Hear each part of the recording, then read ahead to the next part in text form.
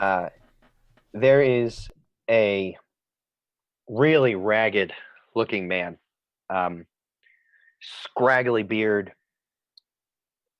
turning itself almost into dreadlocks at this point, like clumps of it. It almost looks patchy, but it's not. It's just clinging to itself.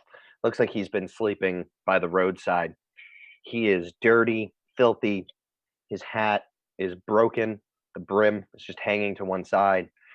He's otherwise wearing what are essentially brown pants, but it's really just a sack with a split and a seam and a rope tied around the waist.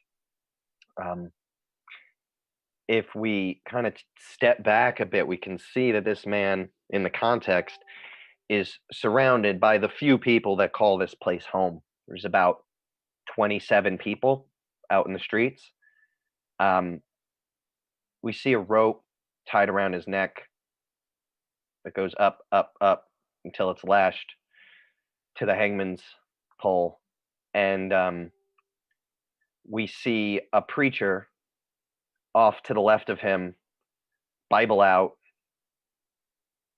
and on to check these. Oh, he has it right there. That's handy. And so, Father Elijah.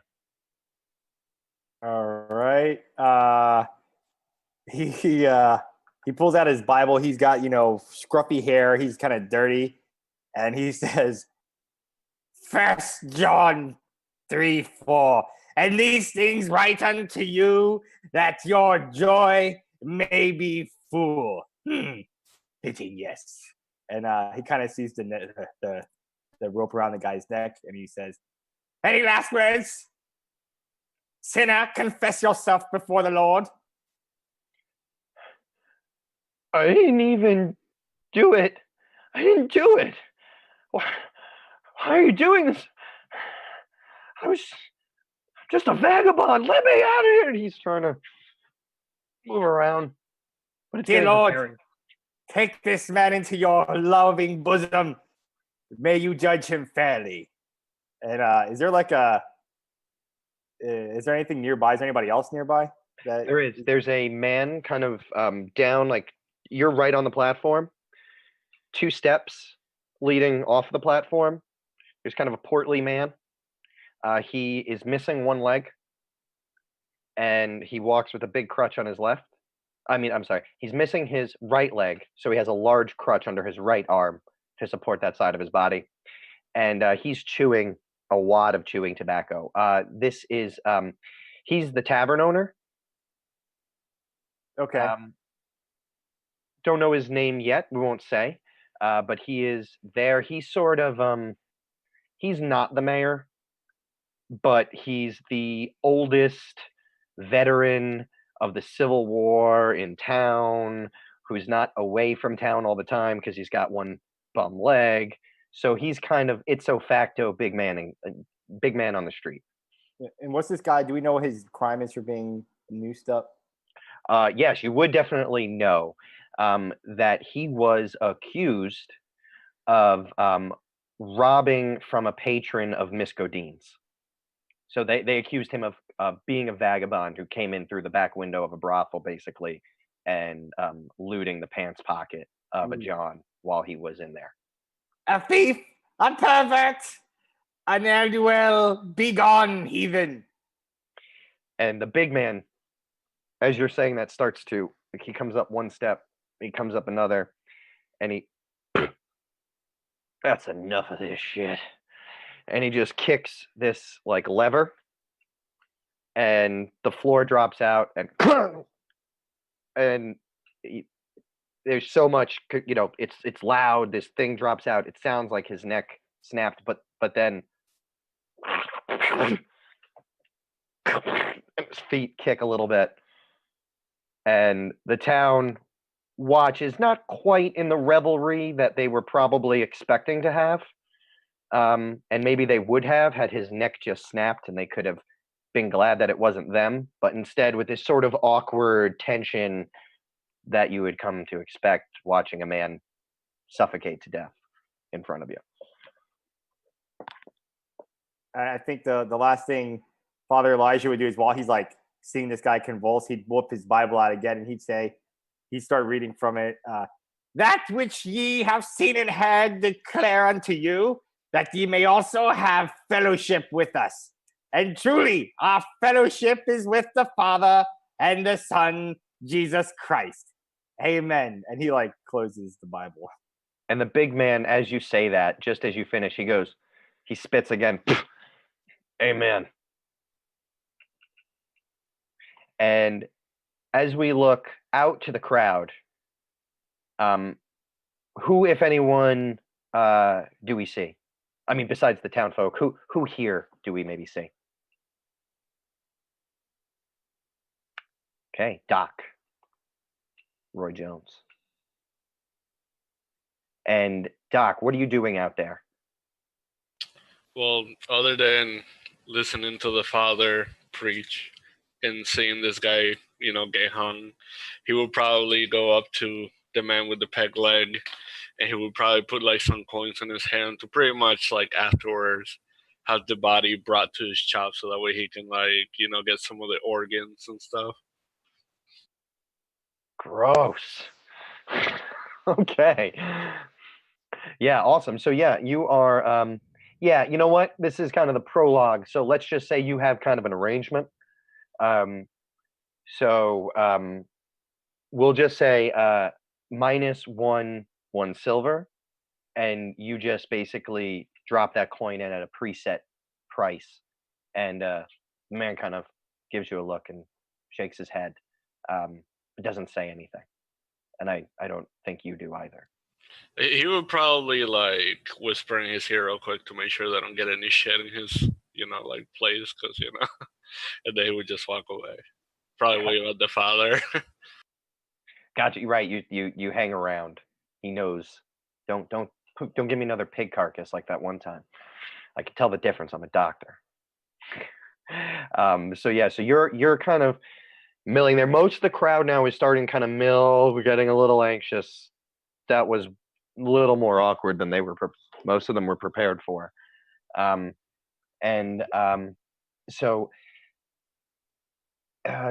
the father is here and going to stay around here. And why doesn't oh shoot, sorry, Chris, what's your character's name again?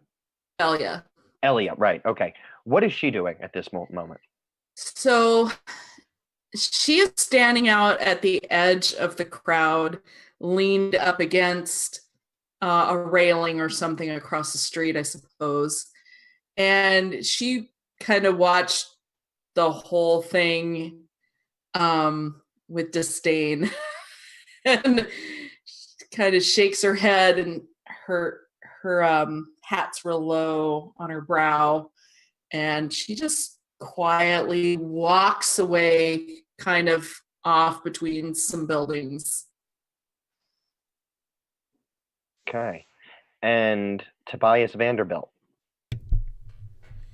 So you'd see the man, probably, the finest dressed man in town, right? The immaculate broadcloth suit, bowler hat, top hat. And I think I'd probably be wiping my brow a little bit with this. Oh, okay. Sorry, Anthony. Yeah, it looks like all of my messages are just coming to you for whatever reason. Weird. Okay.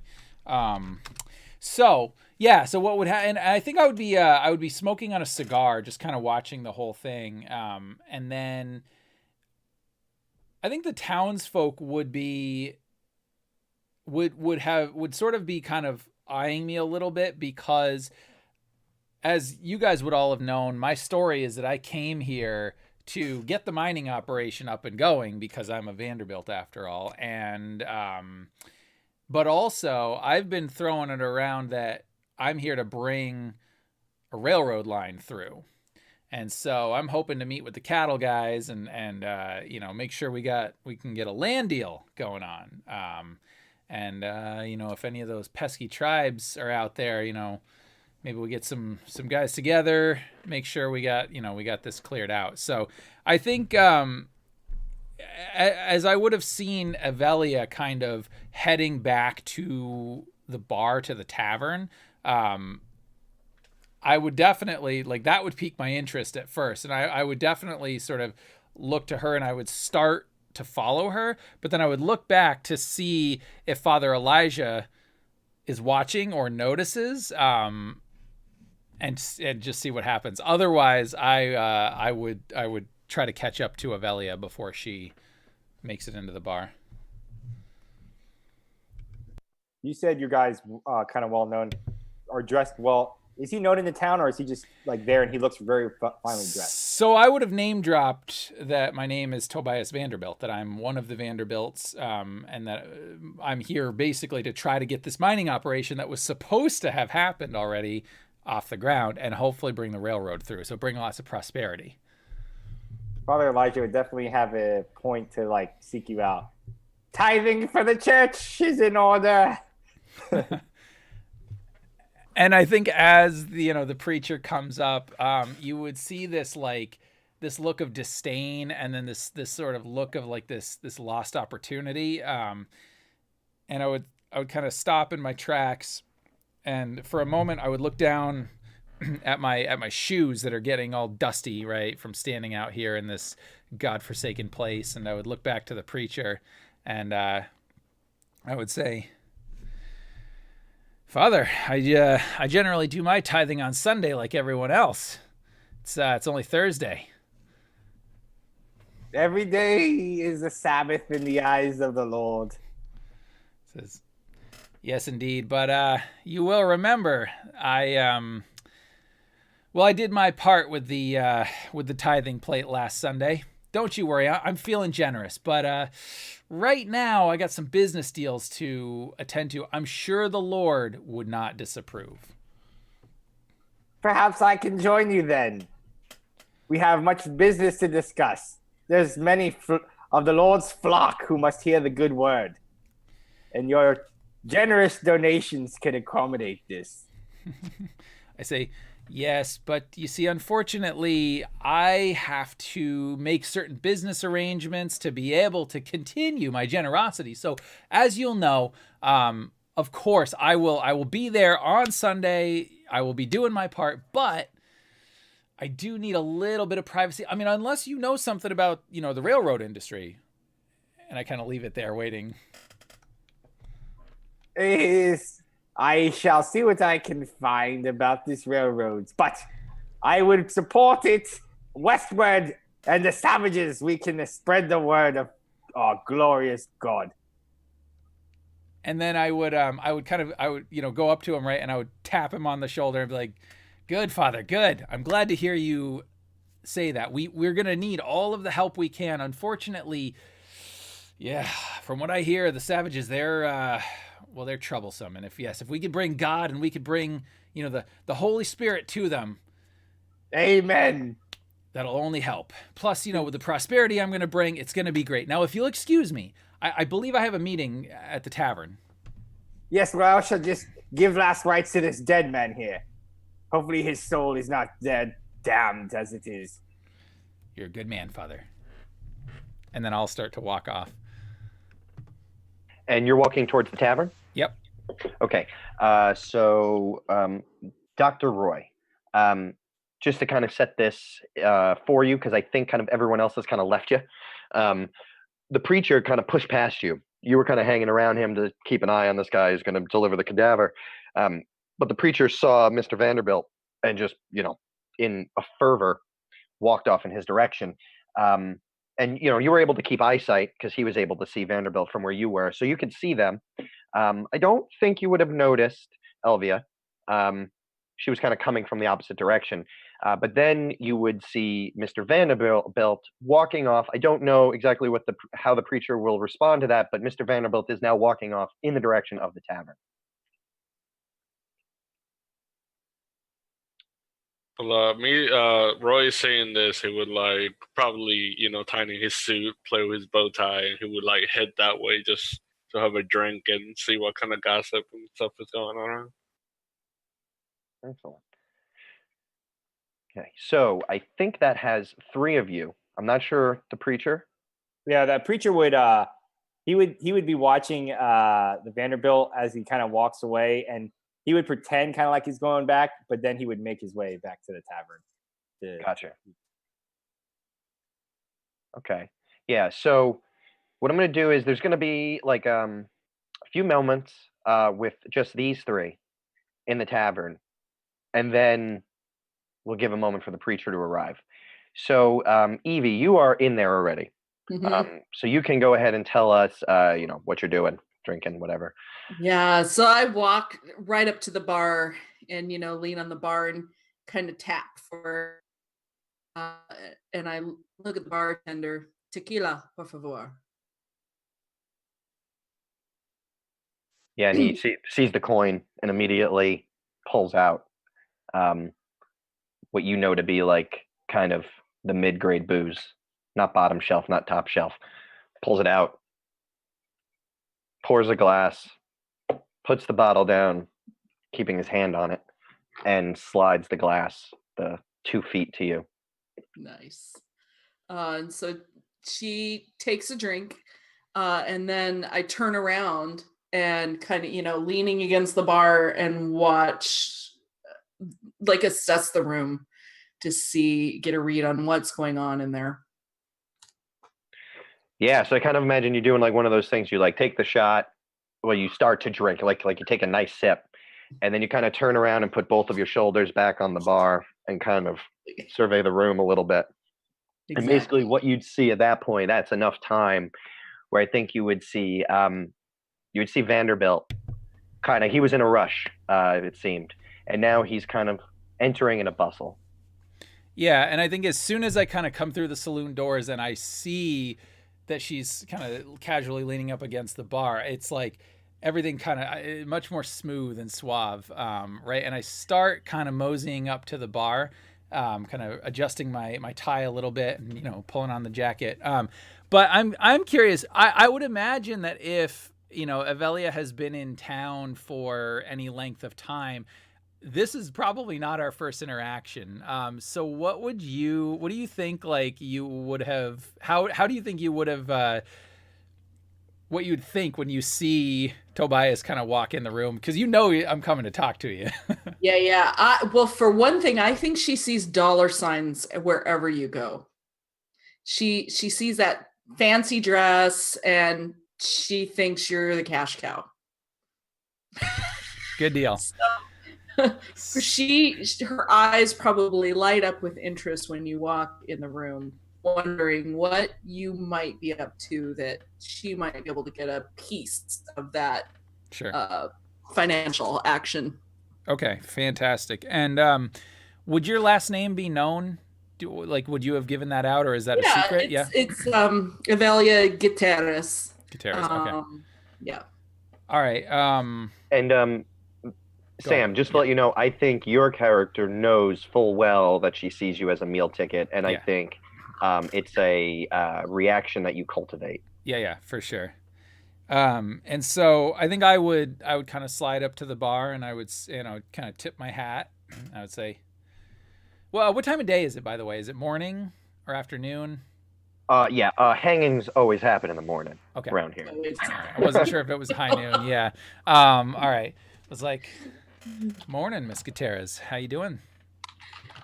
Good morning, senor. Buy you a tequila? And he says, no. Listen, I only drink the finest American whiskey. And I pull out this liquor bottle. And I know this is going to piss off the bartender, but I just kind of, with my other hand, I just pull like an American, silver dollar or whatever, fling it over my shoulder right onto the bar. Ting, ting, ting.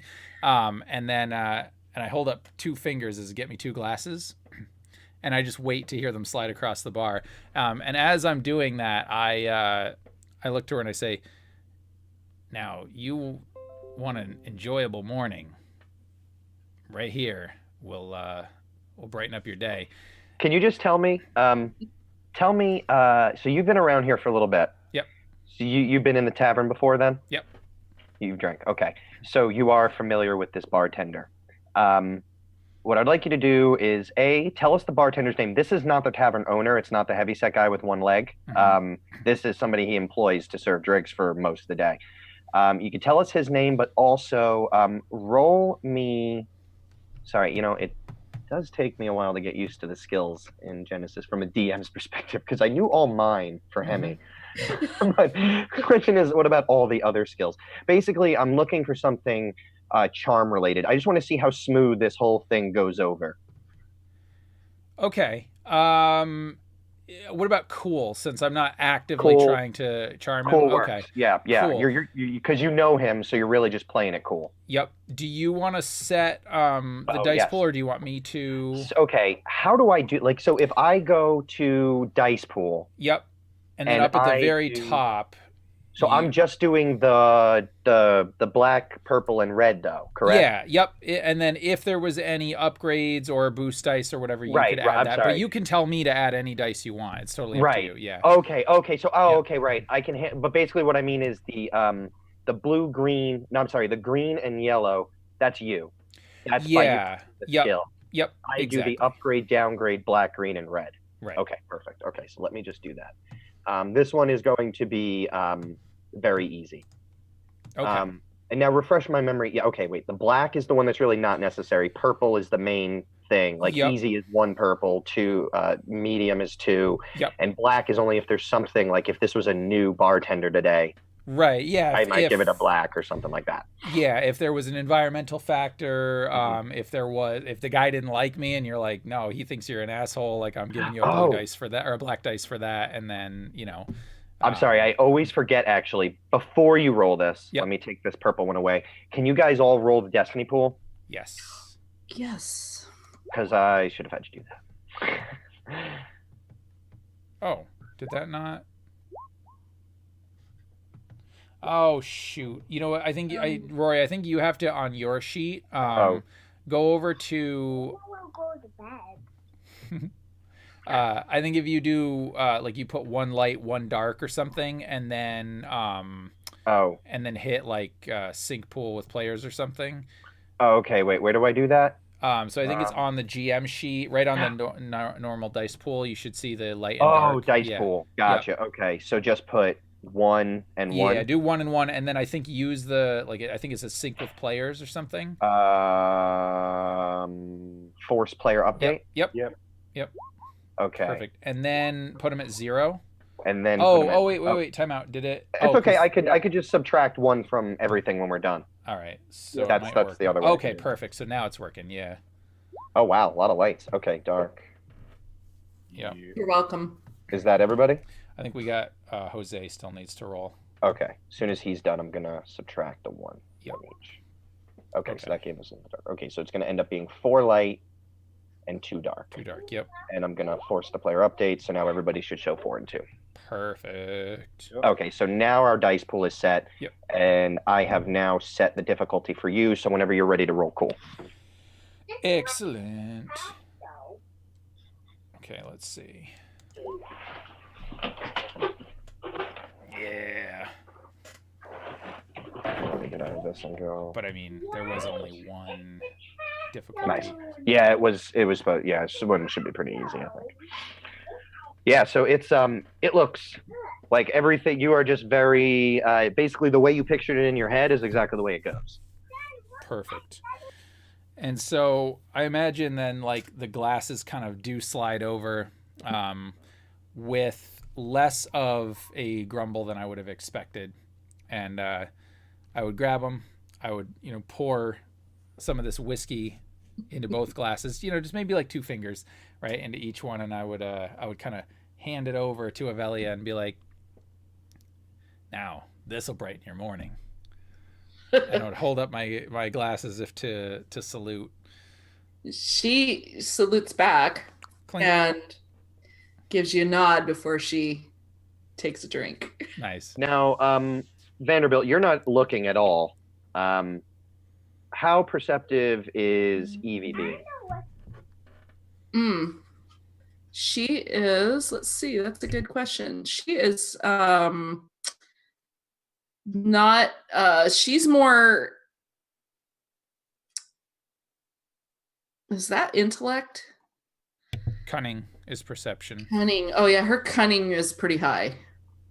Well, it's a 2. No, it's not. It's average. So yeah, She's more. I just mean narratively. Are you like looking around? Like he's specifically not looking at the bartender and kind of just doing this whole thing. Right. What are you like? Do you turn and look at the bartender or anything like that? Or you? I don't think so. I don't think I would take. I think I'd be continuing to watch the room over Tobias's shoulder and watching Tobias, but I wouldn't turn to look at the bartender. That's actually perfect. Because right as you're about to take that drink, Roy Jones, the doc, walks in. Can you roll me a perception check, Doc? And you'll want to clear the dice pool, Rory, if you haven't already. Right, unless right. you want to just keep it the same. Oh, this one actually. No, you know what? I have to change it by one. I should just keep this dice pool open. Okay. Yep. Okay. Go ahead.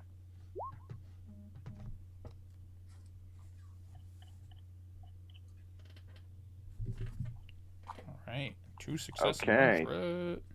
And one's threat. Okay. All right. So you're going to take one strain,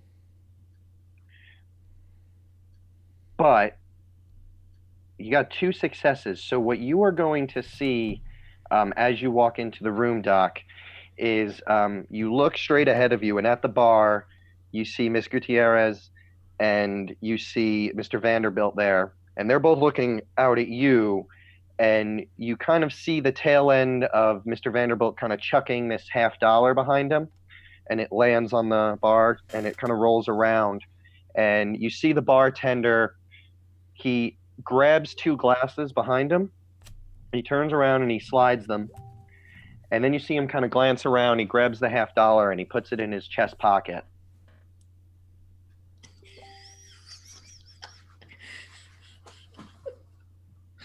And now, Doc, what do you do? Well, with the thread, what I was thinking is like he wasn't really paying attention, and he starts walking towards Tobias, and he accidentally like smacks into somebody. So all you hear is him go like, watch it, asshole," like, because he has a nice suit and everything, and then he just makes his way into the bar. Okay. Yeah. All right. There's all locals here at this time. I was like thinking about it. I was like, that's the type of thing that gets you shot in a spaghetti western. But you are in your own town where you're the only doctor. So I actually will give it to you and say that most people wouldn't shoot the only guy that can deliver a kid. That's going to be okay. You walk by and you approach the bar, and you basically enter it right in the middle of what was already going on here. That castle's amazing. I want that. It is so cool. Super cool. So I would imagine like if the doc walks in, and like probably makes a scene, maybe like just as noticeable as Vanderbilt, but in a different way. And I almost would imagine that like, Evie would see this look of disdain come across my face, but just for a split second. And I think at this point, you probably would have recognized, like, that's a tell for me. Like, I definitely can't, it's something that I'm not even conscious of. But it would probably reinforce your idea of, the fact that I'm like this big city guy, lots of money, like disdains the locals or whatever. Right. I see your taste in drink is as impeccable as your taste in clothes, senor. But you have a problem with the good doctor? And I would realize that you noticed that at this point, and I would definitely put on this air of embarrassment. I'd be like, "Oh, no, and then I kind of lean in a little bit, and I would whisper, "It's just, I'm not used to being out here on the frontier. It's a lifestyle I'm not too used to. I mean, you seem like you know the place pretty well. Maybe is the doctor a good guy? I mean, maybe I'm judging him too harshly." Well, I think to have a doctor in a town is a good thing, yes? It's like, yeah, but I mean, is he like a doctor, or is he just one of those like frontier guys that'll cut your leg off and call himself a doctor? Because I had friends came back from the war. They said those doctors, they weren't real doctors. In fact, one of them told me that the guy who worked on him, he was actually a butcher by trade. Well, senor, he's certainly he's no barber, so he's not. I don't. No say, no say. I don't think I've heard enough yet. Well, to know. let me. I mean, do you like him? But there's talk. Yeah. He might be that backstreet thing you mentioned. More so than a real doctor. Yes. Well, no worries. Yes, indeed. Did you kind of knock back the whiskey, or would you have like taken it slow? Yeah, you knocked it. All right. So great. I think I sipped it first, and then now I knock it back. Okay. And so I would pour some more for you, and then I would hold it up, but this time I'd wait and just see if you knock another one back or not. Poured a second one, huh? Mm-hmm. I think actually I pause and watch you to see what you're going to do. Okay.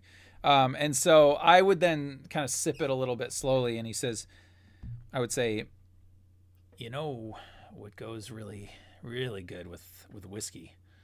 And I would kind of reach in this, thing in my pocket and pull out this little metal case, and I'd pull out 2 cigars. And I would say, now, I got these when I was in New York City a few months back. Top choice. I know people talk about the cigars you can get here, maybe from where you're from Mexico or whatever, but I'll tell you what, these are the best. You smoke? Si, senor. Si. I can appreciate a good cigar. Good. And I would I don't know if they have lighters back in 1868 or not. Probably matches. So I would pull out like a match and light it, and then and I would hand you one. And at this time I think the doctor would come in, and he would probably be there, and I would be like I would kind of look up, and I would nod, and I would be like, hey doc, you look like you've had a bit of a day. You want to smoke? He would probably like tap you in the back, and he would be like, you know what, Toby? If you keep smoking that shit, I'm gonna end up pulling your lungs one of those days. I'm like, yeah, you're probably not wrong, Doc. You're probably not wrong. They're well preserved, and I hold up the whiskey and take a sip. Yep. Like, yeah, it's one of those vices I got back from Pittsburgh. It's just, well, you know how it is. I mean, you got to have something, right? You got vices, Doc, right? Absolutely, but I mean, I can't blame you. If, the way things go around here, if you don't die from that, you're gonna die from something else. You might as well enjoy it. Indeed. And I would say, speaking of enjoyment, you fancy a drink? Well, that's what I was here for, but absolutely, if you're paying, I'm not gonna say no. It's like, de la vida, senor. Indeed. And I would like motion again over my shoulder to the bartender for another glass, and just expect that one will show up and be like, don't worry, Doc, we'll have a good time. Hey, by the way, let me ask you something, Doc. You know people in this town, right? Yeah. What's up? I've been having a devil of a time. I'm trying to get the mining operation up, but I'll tell you what, the real money in this town is going to be when the railroad comes through.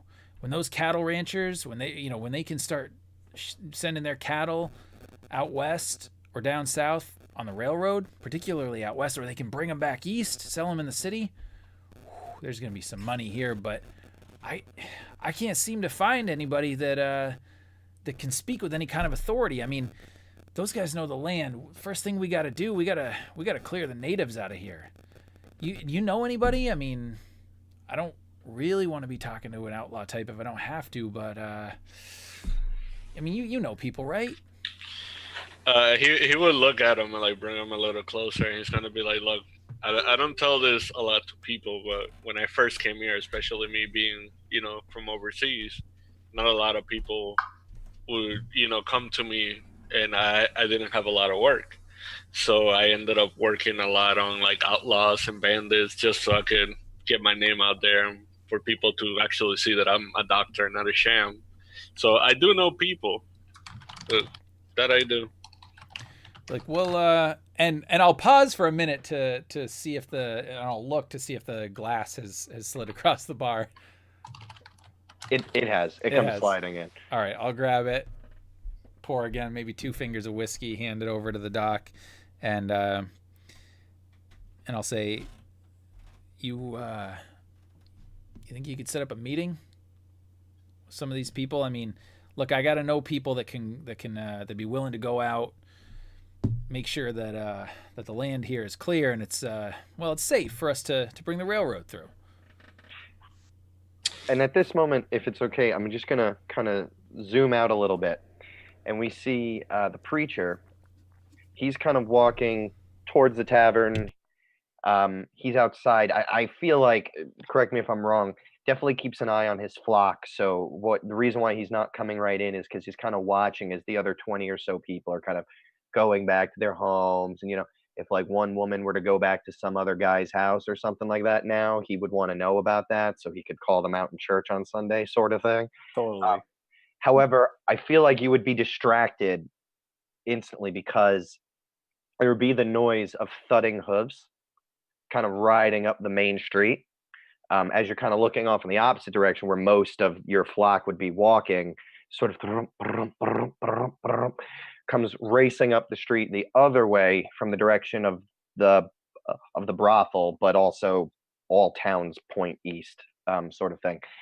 So these 2 horses come riding up, and I mean, the riders are smooth. These are well-trained horsemen. Who knows? Maybe even cavalry during the war. These guys know how to ride, and they basically get there, and before you even see them kind of pull up, they're already off the horse. Or, well, one of them is climbing down. The other one is already off the horse. He's got this long brown jacket. He's got this brown kind of matching hat. He's got kind of a dirty denim button-down shirt underneath, chaps, and the whole cowboy kind of deal. But also with kind of an air of importance about him, but not. I don't know. There's something different about this man. He seems both capable and sure of himself. And he kind of swings around his horse, kind of just real quick, does a glance at you, takes in all he needs to, and immediately goes, Preacher, come on. You got to point me in the direction of someone here that has the ear. Who's the mayor? Who's the deputy? Who's the sheriff? Well, there is none. There's the tavern owner, who's quite well known, and the sheriff. He's been newly appointed, indeed. What is it, my child, that brings you here in the night? Sorry, the morning. I've been drinking the blood of Christ, What is it I can assist you with? He kind of looks around. He kind of has this face of like, I don't have time for this. Like, I needed someone important. And he goes, Listen, I'm on behalf of the Vanderbilt Railroad. We were doing some surveying. We weren't too far back, about a good 7 or 8 miles or so, on the stretch that crosses the Kiowa territory. One of our surveyors was injured in an attack by natives. I need some men to help me clear this out and go retrieve him. If there's a doctor in town, which was no mayor, so probably no doctor. If there's a doctor, though, I would like to take him with me. Oh, well, child, this is your most blessed day. In fact, Vanderbilt himself is here in the tavern, and a doctor is with him, too. This is his eyes narrow. I think you'd have to be blind not to see it. A Vanderbilt is here? Yes, Newly welcome to the town, one of my finest flock who has donated generously to the church. Yes, Vanderbilts are famously generous. I see. Okay. I can lead you to where they are. You seem weary. Come rest your soul in the tavern. He's clearly trying to make up his mind quickly. He's like, Hayes is another 34 miles north. I don't have time for this. Okay. Take me to any able-bodied man you got. I reckon they're probably all in there. And Yes. he points to the tavern. And he says, "Come, my child." And the preacher would be, saying stuff and walk him in. And he would see Vanderbilt. He's trying to gain Vanderbilt's favor. Ah, Vanderbilt, I found one of your men saying there's an issue with the railroad. This is God's plan indeed. The railroad must not fail. I've known it. I'm going to let you guys kind of go with this for a bit. And I'm just going to play the NPC. Yeah. So as the preacher walks in, kind of all bluster and just that presence, I think that just follows him with this man, and he says Vanderbilt, and I look up, and at those words, I definitely think anybody who's looking at my face would definitely see this oh shit moment for just a second, right? And then, but again, I think it would go away just as fast, and I would say, Father, thank you. Yes, thank you for bringing them my way. I gotta say, I don't recognize you, and I kind of look at the man, standing with the preacher, and I say, you the foreman? I'm working on it. It's just right now, I'm the man in charge of making sure that we can get the best path west. We're looking down here. We're also looking up towards Hayes, Omaha. There's a couple of different paths. Yeah. I know the plan. That's why I'm here. Yeah. No, great. Thank you. Listen. So what are you doing here? I was the one in town. What brought you in? He kind of narrows his eyes again. And he's just like, I was unaware of any Vanderbilts themselves out doing this job. I mean, do you have any surveyors with you? I brought 2 survey. That's why I'm here. No. Look, you are the surveyors. I'm here on behalf of the family, trying to negotiate. You probably found there's nobody here to negotiate with. It's ridiculous. So listen, yes, I was sent. I'm here. We got the same goal. I'm trying to get the natives off the land. But what are you doing? You're supposed to be out working, doing your surveying. He kind of perks up when you say we have the same job, we have the same goal. He's like, oh, good. Then that'll make this easier. Natives attacked attacked all of us. One of the surveyors took a hit. 7 miles out, I got him put under an overhang. The other surveyor and I rode here. I plan to leave him here, go back with anybody who can hold 6-shooter rifle, and preferably somebody with and he kind of, I think his eyes kind of wander a little bit over towards Roy, kind of looks at his prim attire, kind of thinks to himself, and somebody else who can hold a scalpel. We're going to need some work done. Yeah, well, you're in luck. I mean, my friend here, the doctor, Dr. Jones, he's a top quality doctor, but look, I got to say, looking around, and I think maybe we would know that, I don't know if Evie carries a rifle around with her or not, but I think she's probably got a reputation as knowing how to handle herself, but I would never put a lady in that position. So I'm like, look, it's funny you come here asking for that.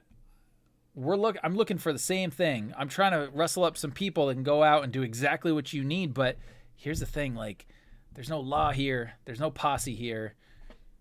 There's only cattle ranchers, and my good friend the doctor here, he knows some of them. I got this, but you're not going to find anybody here in town. Tell you what, you head back. We'll make sure I'll make sure your man's taken care of, and I'll bring some guys out to you. That's what I'm working on right now. Listen, if I have to, I got to ride to Hayes.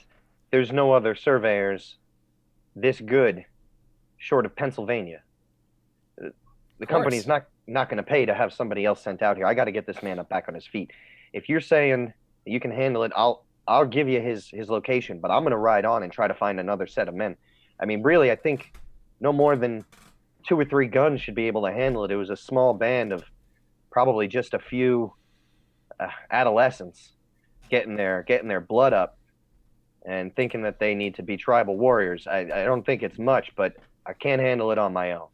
And be like, no, son, listen, I wouldn't expect you to, but I got to say, I mean, Hayes is, it's a couple days ride. Probably. It'd probably be about a day. All right. After they've already ridden 7 miles hard, Yeah. It would probably be a good another day riding. Yeah, it's like, listen, to be honest with you, you ride out to Hayes, it's going to take you another day at least. You're going to have to sit, you're going to have to wait, you're going to have to water the horses. You may find men there, you might not. They're gonna know you're desperate. They're gonna charge you way more for their services than it's worth. Let me just take care of this, all right? I got it. I'm working a deal here. It's fine. This is a sign from the Lord. This is where the righteous step up and fight off the hordes of Lucifer. This is all part of our destiny to spread his word to the faith. He kind of looks over his shoulder and kind of like does like a little bit of like a shiver, like, oh, all right, okay, one of those. And he goes, listen. He pulls out like this kind of ratty old looking map, pulls it out, and he takes a chalk stick, you know what I mean? And he circles on the map where you are. He goes, we're here. Okay. He draws like a dotted line down a main path. He goes, I left him 7 miles out, just north of the trail. There's one tree between 2 large rocks. I shoved him under one, covered it with some boughs. I do have to keep looking for someone else because I can't do anything without a surveyor. But there's supposed to be another group, there's supposed to be another team north in Omaha. So if I have to, I'll keep riding to there. Anybody I find, I'll send back this way. There's a man's life at risk here. Hope you can see to it. And he kind of just folds the map up once and puts it down. And he goes to walk away. And then he says, turns around, do you have the company funds to hire the guns? He's like, and I would say, yeah, I got the funds. Don't you worry about that. But I didn't catch your name. He goes, of course. And he kind of wipes off his dirty hand and he holds it out. And he goes, the name's Cullen. Cullen Bohannon. And I would shake his hand and be like, Mr. Bohannon, you're doing a good job. I'll tell my family you're a good man, good company man. But listen, you do if you got to go on to Omaha, you go on to Omaha. I'll tell you, you're not going to find anybody in Hayes. It's just not worth it. But I got to ask. I mean, if you're leaving, who's overseeing the boys? This is it. The team is just me and these 2 surveyors. So yeah, this is like very early stage. They're just sending a couple of these surveyors out with somebody with a gun to keep an eye on them. That's essentially what he is. And I would shake my head and be like, yeah, that doesn't surprise me. It's been what my dad's been doing. He's been sending out under-equipped. You'd think he wants these jobs done, but sorry. Listen. Do me a favor. Yeah. Roll a deception. All right. It is easy, but I'm gonna add 2 setbacks because I feel like you made a bit of a mistake there. Okay. However, I got a trustworthy smile as a talent that I took, so I do gain a boost dice on charm or deception checks. Excellent. You can go ahead and add the boost. Okay.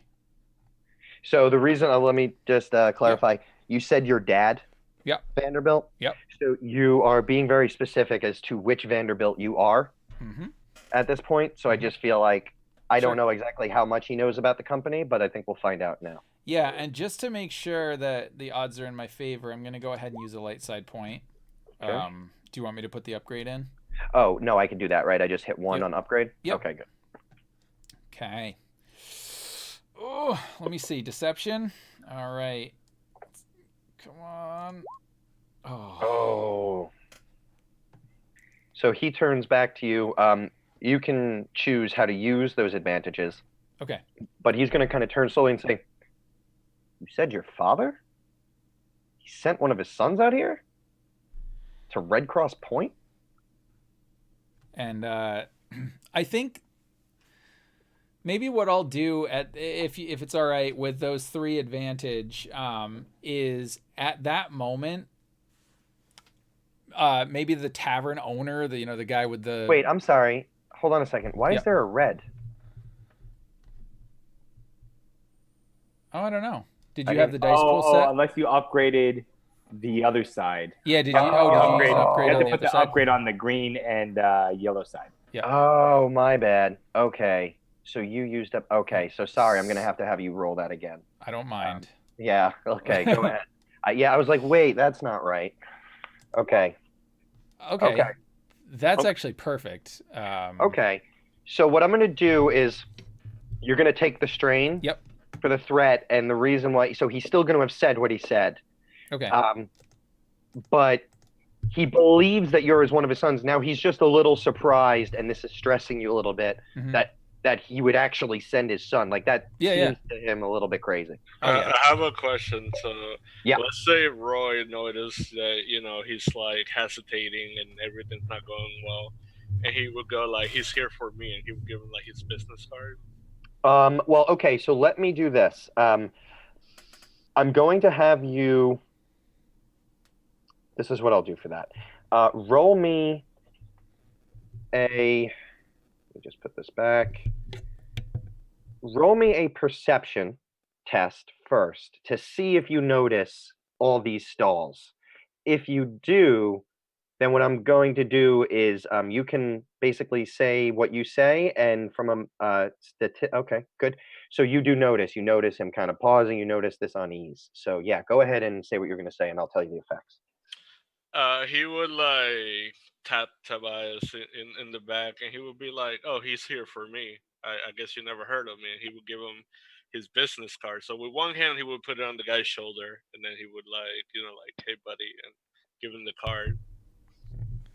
Be like, yeah. I mean, look, I didn't come here specifically for this. I mean, I've been out here, since since Father thought about you bringing the railroad this way. But I figured we were gonna need a doctor, and eventually a surveying crew was gonna come out here. So look, I got you a doctor. We're gonna be fine. But I mean, if you got one surveyor down, you're leaving. The other guy's back there. Like, no work's getting done. I mean, I can take care of this. Why don't you go back? I was just gonna say, you go back and like keep surveying. We'll send the doctor. He'll take care of your man, and I'll get this posse round up. We'll go take care of these guys. Okay. So because of Dr. Jones's intervention, I would like you to roll a what's the right thing? I bet it's like a persuade. This is you trying to persuade him to do something. So I would say either charm or negotiation. I'll let you use either. Oh, good. Then I'll use charm. Okay. So go ahead. This is gonna be. Yeah, I think this is gonna be a medium. He Okay. really doesn't know what the best move is here. Mhm. Short of having a posse to go and kind of take care of this. So he's kind of open to it, but his original mindset was already on finding men, like just keep finding them until he until he could go back and do something about it. So I feel like he's like an object in motion wants to stay in motion. So that's why it's going to be a moderate check. Well, and because my character's selfish, I'm going to use another Here's my character. another light side point. I don't want to fail here. This is what I'm supposed to be good at. So hopefully I can do it. So did you add the upgrade? Wait. Okay. Yeah. Or I can. I mean, I don't mind. I can add Yep. all the. Yeah, you got it. All Just right. add it. I added the boost. So I'm doing a charm check. Okay. Yep. Charm check with the boost. All right. And. Okay. So he kind of slowly nods. He goes, okay. Here's what I'm going to do. The next point we were on our way to it. Is a little bit south of here. just a bit. So we're gonna be, and he kind of he hadn't handed you that map yet, so he kind of unfolds it again, and he draws a little dot south of Red Cross Point. Yeah. Says we're gonna be here. You can get my man patched up. And he's able to walk before I come back. Bring him to me. If not, I'll come back to Red Cross Point to pick him up in 3 days' time. Got it. Sounds good. And he tips his hat and he kind of looks to the rest of the room to give them an opportunity to say anything to him. Be safe, my son. And I'm going to take my cross out. And when he brings out his cross, you notice that it's actually like a tomahawk.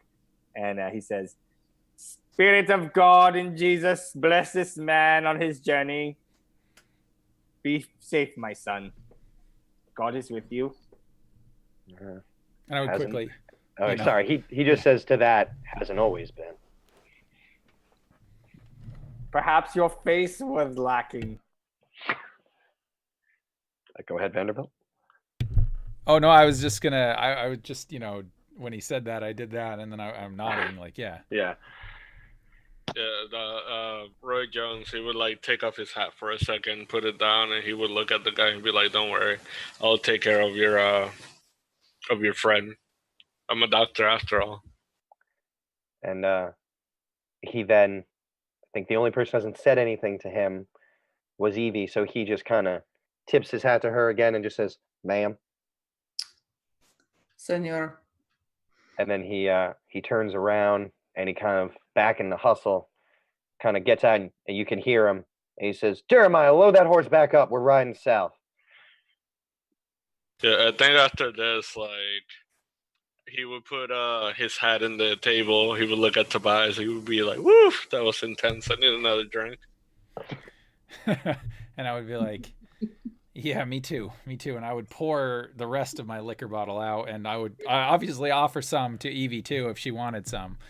She'll put her glass out. Yeah, and so I'll, and then I'll be like, Now, you could tell me if you don't think that your character would ever do this, but I kind of see that you do this as you describe. You pour him another glass, and as you go to pour Evie's, there's just maybe a slight tremble in your hand, like oh yeah. your nerves are a little high. Yeah, for sure. And I think maybe like you would see like a little bit of it would spill over the glass and onto her hand.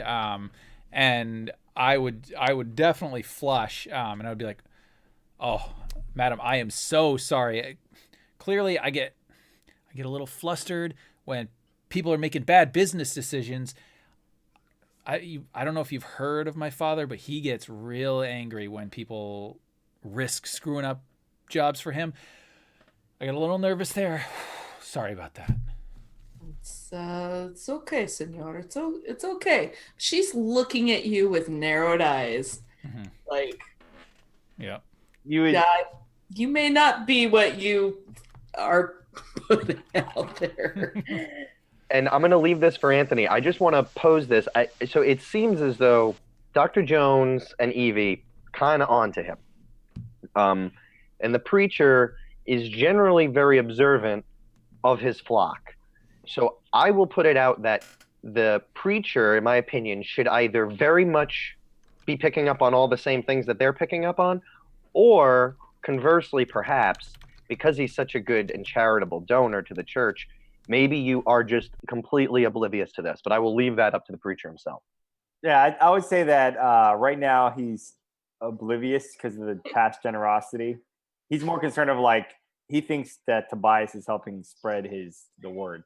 So he would, at this time, after they get the drinks for each of them, you would see the preacher pull out a flask and he would go and pour. He would open it up and he would move his hand over each person's cup, kind of without their consent.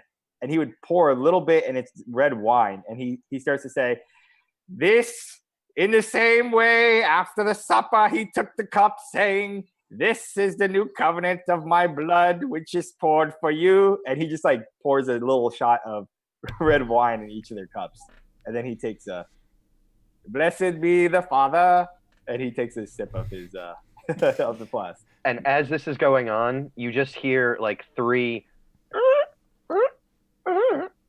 and it's just three people at the three separate tables that are near you, kind of scooting away from the fervent, like the fervor that's going. Like they all know the preacher and they like him just fine when he's not drinking at the table next to them, but they're a little uncomfortable with the preacher like sitting right there as they get drunk. Yeah, he's like doing communion right now for the Yeah. others. Evie gets a huge look of disappointment on her face as she realizes that he has just ruined this absolutely fine whiskey. Yeah, he probably just poured like a $3 bottle of wine from the back of the into like $100 bottle of whiskey. But I think that I would totally be like, Father, thank you so much for the blessing. I certainly need this. And I would, I would drink it and I would be like, I feel like you and your faith may be needed here. You might be instrumental here. Father, listen, I don't know if you have been around a long enough time to see what happens when the natives attack the surveyors.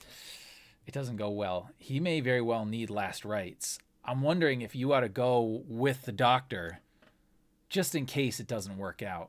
And then I would kind of like lean in, hopefully so just Father Elijah could hear me. And I would kind of whisper, honestly, I'm not entirely sure he's a real doctor. And he would kind of nod in acknowledgement, and he would say, "My dear son Tobias," and he would pull out another cross and then flip it as a tomahawk too. He says, "The savages either accept the Lord our Christ, or I must take the devil out of them from their scalps." And you notice there's like little notches in his tomahawk. You don't know what they mean, but he kind of holds it and he kind of and he puts it back in his thing. And I would say, I knew that the Lord put you here for a reason. As he did you. And it seems as though you will serve two purposes today. It's as if God is shining down on us. He sent someone with the fervor and the passion to take care of this problem. And also maybe, well, either, if the poor unfortunate soul doesn't make it, that he'll be able to pass on to the kingdom of heaven. And he would kind of like look and he would pat the doctor at this point and say, "My dear doctor, I hope not to give last rites to that Christian man out there dying in the fields. Perhaps you can be his salvation here on earth." And he would turn to Evie, and he would speak Christ. I'm assuming at this time, like, men are men, they don't think much of him. He'd say, "And even Jesus slept and walked with the prostitutes. It is our duty to spread the word of Christ." Oh, hell no. Amongst the most unsavory of individuals. Padre, surely you are mistaken in your assumptions. But certamente they shall see the error of their ways. And I think I would jump in at that point, and I turns away and sets the glass on the bar and turns her back on the preacher at this point. And I think seeing that, I would kind of like go up next to her, since I wanted to talk to her anyway, and then all these people came in here. But seeing an opportunity, I'm like, that preacher, he's crazy, and I'm sure he didn't mean what he said. But listen, you got a bit of a reputation. Your way around a gun and around these parts. Is that reputation true? You want to try me, senor? No. In fact, if it wouldn't offend you, I'd like to hire you. Sounds like they need somebody knows their way around a gun, and I don't. I look at you again, assessing. I am not so certain you are who you say you are, but. And as soon as you do that, as soon as you say that, I pull out my money bag and I start opening it. And I would imagine on the frontier, like gold and silver is probably more common and more valuable. You would probably see a few dollars in there, but like I would start pulling out like gold dollars or whatever, and I would be like, regardless, you seem to have skills. I got money. It seems like a good match. What do you think? I have been known to. Just to be clear, like from where you are, the Vanderbilts are probably this like distant concept. So you would definitely, I can see why you would doubt that he is what he says he is because he's acted kind of shady. But you also probably don't really have much idea about the Vanderbilts or even what this Right. railroad is per se. Much care except that he has money. Mhm. Yeah, I know my way around the gun, senor, and I am available for hire. And I would say, oh, excellent. And I think I would hand you like 3 gold coins, right? Gold dollar coins or whatever. And I would say, listen, just accompany those guys. Make sure to keep them alive. I mean, look, they're valuable. His town needs a doctor. The preacher, well, he does some good in the town, I'm sure. And you come back. If you're able to fight off the natives and all that, well, it'd be another 2 coins waiting for you. What do you say? Si, senor. Si. I will do this thing. Good. Would we hear him saying that he's not coming? No, I don't think so because I was going to give them the benefit of the doubt. He was looking for a quiet word with her, so I'm just going to basically rule that he wouldn't have said that unless he had gotten a quiet. Fair enough. Yeah. So the doctor, he would take the shot that the preacher put the wine in, and then he would fill it back up and he would throw it like in the preacher's like chest, and then he would go like, "No offense, but your blood of Christ tastes like shit." And then he would be like, "Father, I hope you don't believe just in God, because I hope you believe in medicine, because if anything was ever to happen to you, these hands are the ones that are gonna save you. So you don't want to mess with his hands." And he would just like start walking away. Misguided sheep. I am here to bring him back to the Lord's flock. New target. Yes. We must be off. The preacher thinks Tobias is coming, and he would just kind of grab him and say, "We must be off, Tobias, to save the railroad of yours, to ensure the savages are tamed and the word spreads westward." Absolutely. But listen, I need to clear up a few matters here. In fact, I don't know that. I mean, that Cullen, he didn't seem like he knew too much about what he was doing here. I got to make sure that you guys can handle yourselves, because preacher, I imagine you're good with those. With spreading the Lord's word and the light and all that. And she, she's got a reputation with a gun, but I want to make sure you guys are okay. He would whip open his Bible, and again, I'm doing these random for the audience. I'm doing random verses, and this is kind of so. He says, 1 John 2:23, whoever denieth the Son, the same has not the Father. He that acknowledges the Son hath the Father. Tobias, I hope you are not denying the Son's plan in this world. It is for you to come forth and prove yourself a loyal servant in his army. Of course not, Father. I would never defy the Father's word, but one also must be prudent and be careful, because I would hate to see those heathens die at your hands when they could in fact accept the word of Christ, if only they were presented with an overwhelming force that they knew they couldn't fight. Surely that would be a better outcome. These are trying times. Lucifer will struggle to tempt you away from God's calling. Do not give in, my child. Senor, all things work for good to those who love the Lord. Amen. The sister speaks truly, a true believer.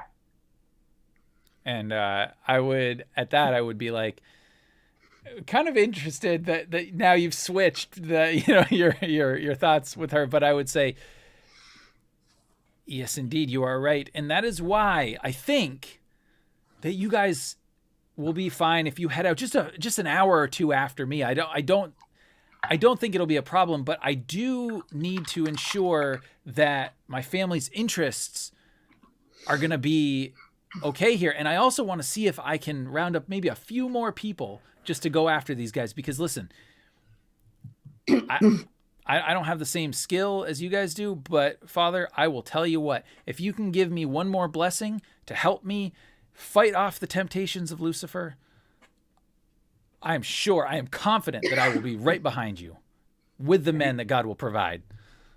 He whips open his Bible again. 1 Peter 1:14, as obedient children, not fashioning yourselves according to the former lusts in your ignorance. Tobias, you do not see the greater plan at work. You must, as the Bible says, the word, be an obedient child of Christ. Come, join us. And I'll try one last time, sensing this isn't going well, and I say, Father, I want nothing more than to be an obedient child of Christ, but I also... I'm sorry, I'm going to actually interrupt you here as you're saying that, because the very heavy-set man with one leg comes kind of like, you could say burst into the room, but really it's just because it's hard to open a door with one hand on your crutch. So it kind of like, poof, kind of comes in. And he kind of looks around and he goes, Vanderbilt, I just saw your man heading south. Wish I could ride with you, but he slaps his missing stub. And he goes, but it's good. It's good you're going to go help that man. Save your railroad. He's been drinking. Yeah. And he goes, it's about time the rest of your railroad took an interest in this town. Thank goodness finally got some hope. Bohannon says we'll be sending some more representatives to help your case shortly. You're in luck, my boy. You're in luck. And he kind of he's been walking this whole time because it's hard to stop momentum. So he just kind of keeps going past you as he finishes it. So he's like, you're in luck. And you're looking at the back of him now. And he kind of gets to the bar, and this is his bar. So he just kind of like puts his belly on the bar and kind of like a seesaw, kind of lets himself go up and over, reaches under and grabs one of the bottles and comes back and just pops the top and goes, Jeremiah, my boy, it's time for the 3 o'clock drink. Jeremiah goes, it's 10. And he goes, whatever. And so he just interrupted you, but you guys can continue. I just wanted you to hear him. No, I think that would have totally like stopped me in my tracks, and I kind of just like wait, and I'm sort of taken aback by the whole thing, and so I'm sort of waiting to see how everyone else will react to that. Oh man. And if they don't, that's fine. I mean, they could just all be looking at me, which is, Yeah, if I'm reading the room, seems like everyone's looking at you. Like you're like, yeah. So I'll be like, hear God's calling, my child. Yeah, and Feel him tugging at your soul. I'll be like, yeah, we'll you can trust the Vanderbilts. I mean, that's what we do. And he's like, all right, look. And I think I imagine like if there's a room that, that would be like the nice room in the town. Actually, I think I probably was staying at the the bordello or the brothel or whatever.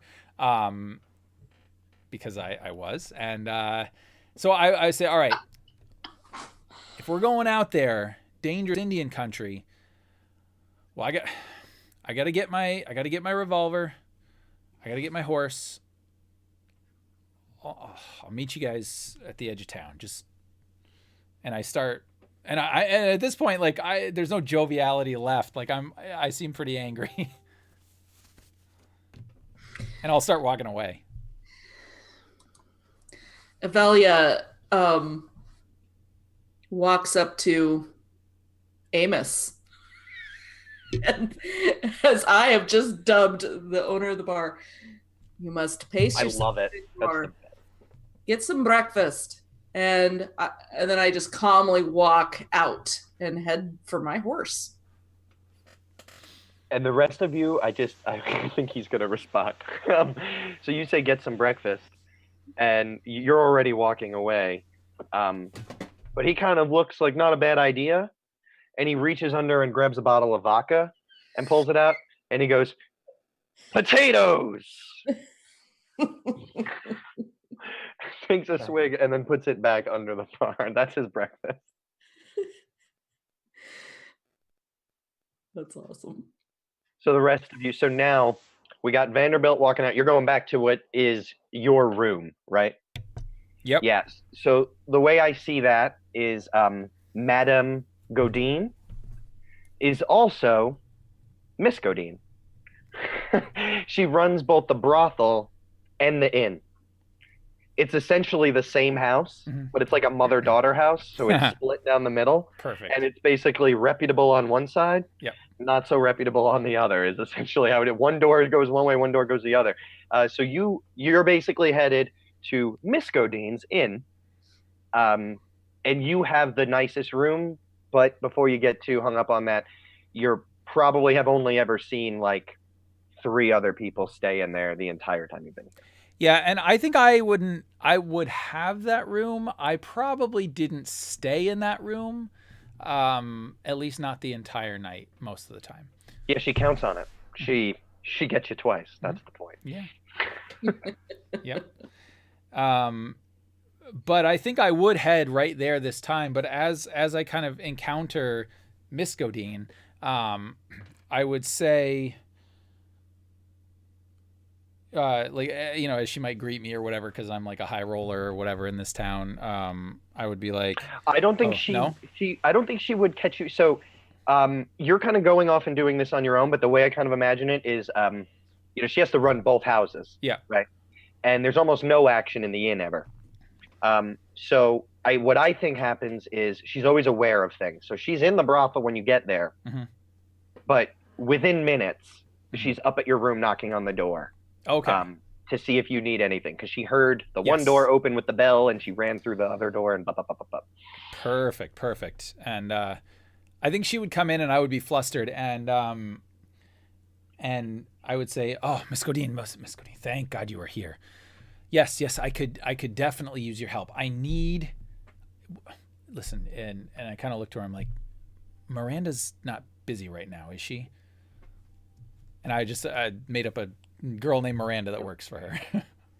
So she goes, she kind of pauses and just kind of looks at you and says, Miranda is, sorry, I'm trying to do a French move to America 15 years ago, 20 years ago accent. I don't think I'm going to be able to do this.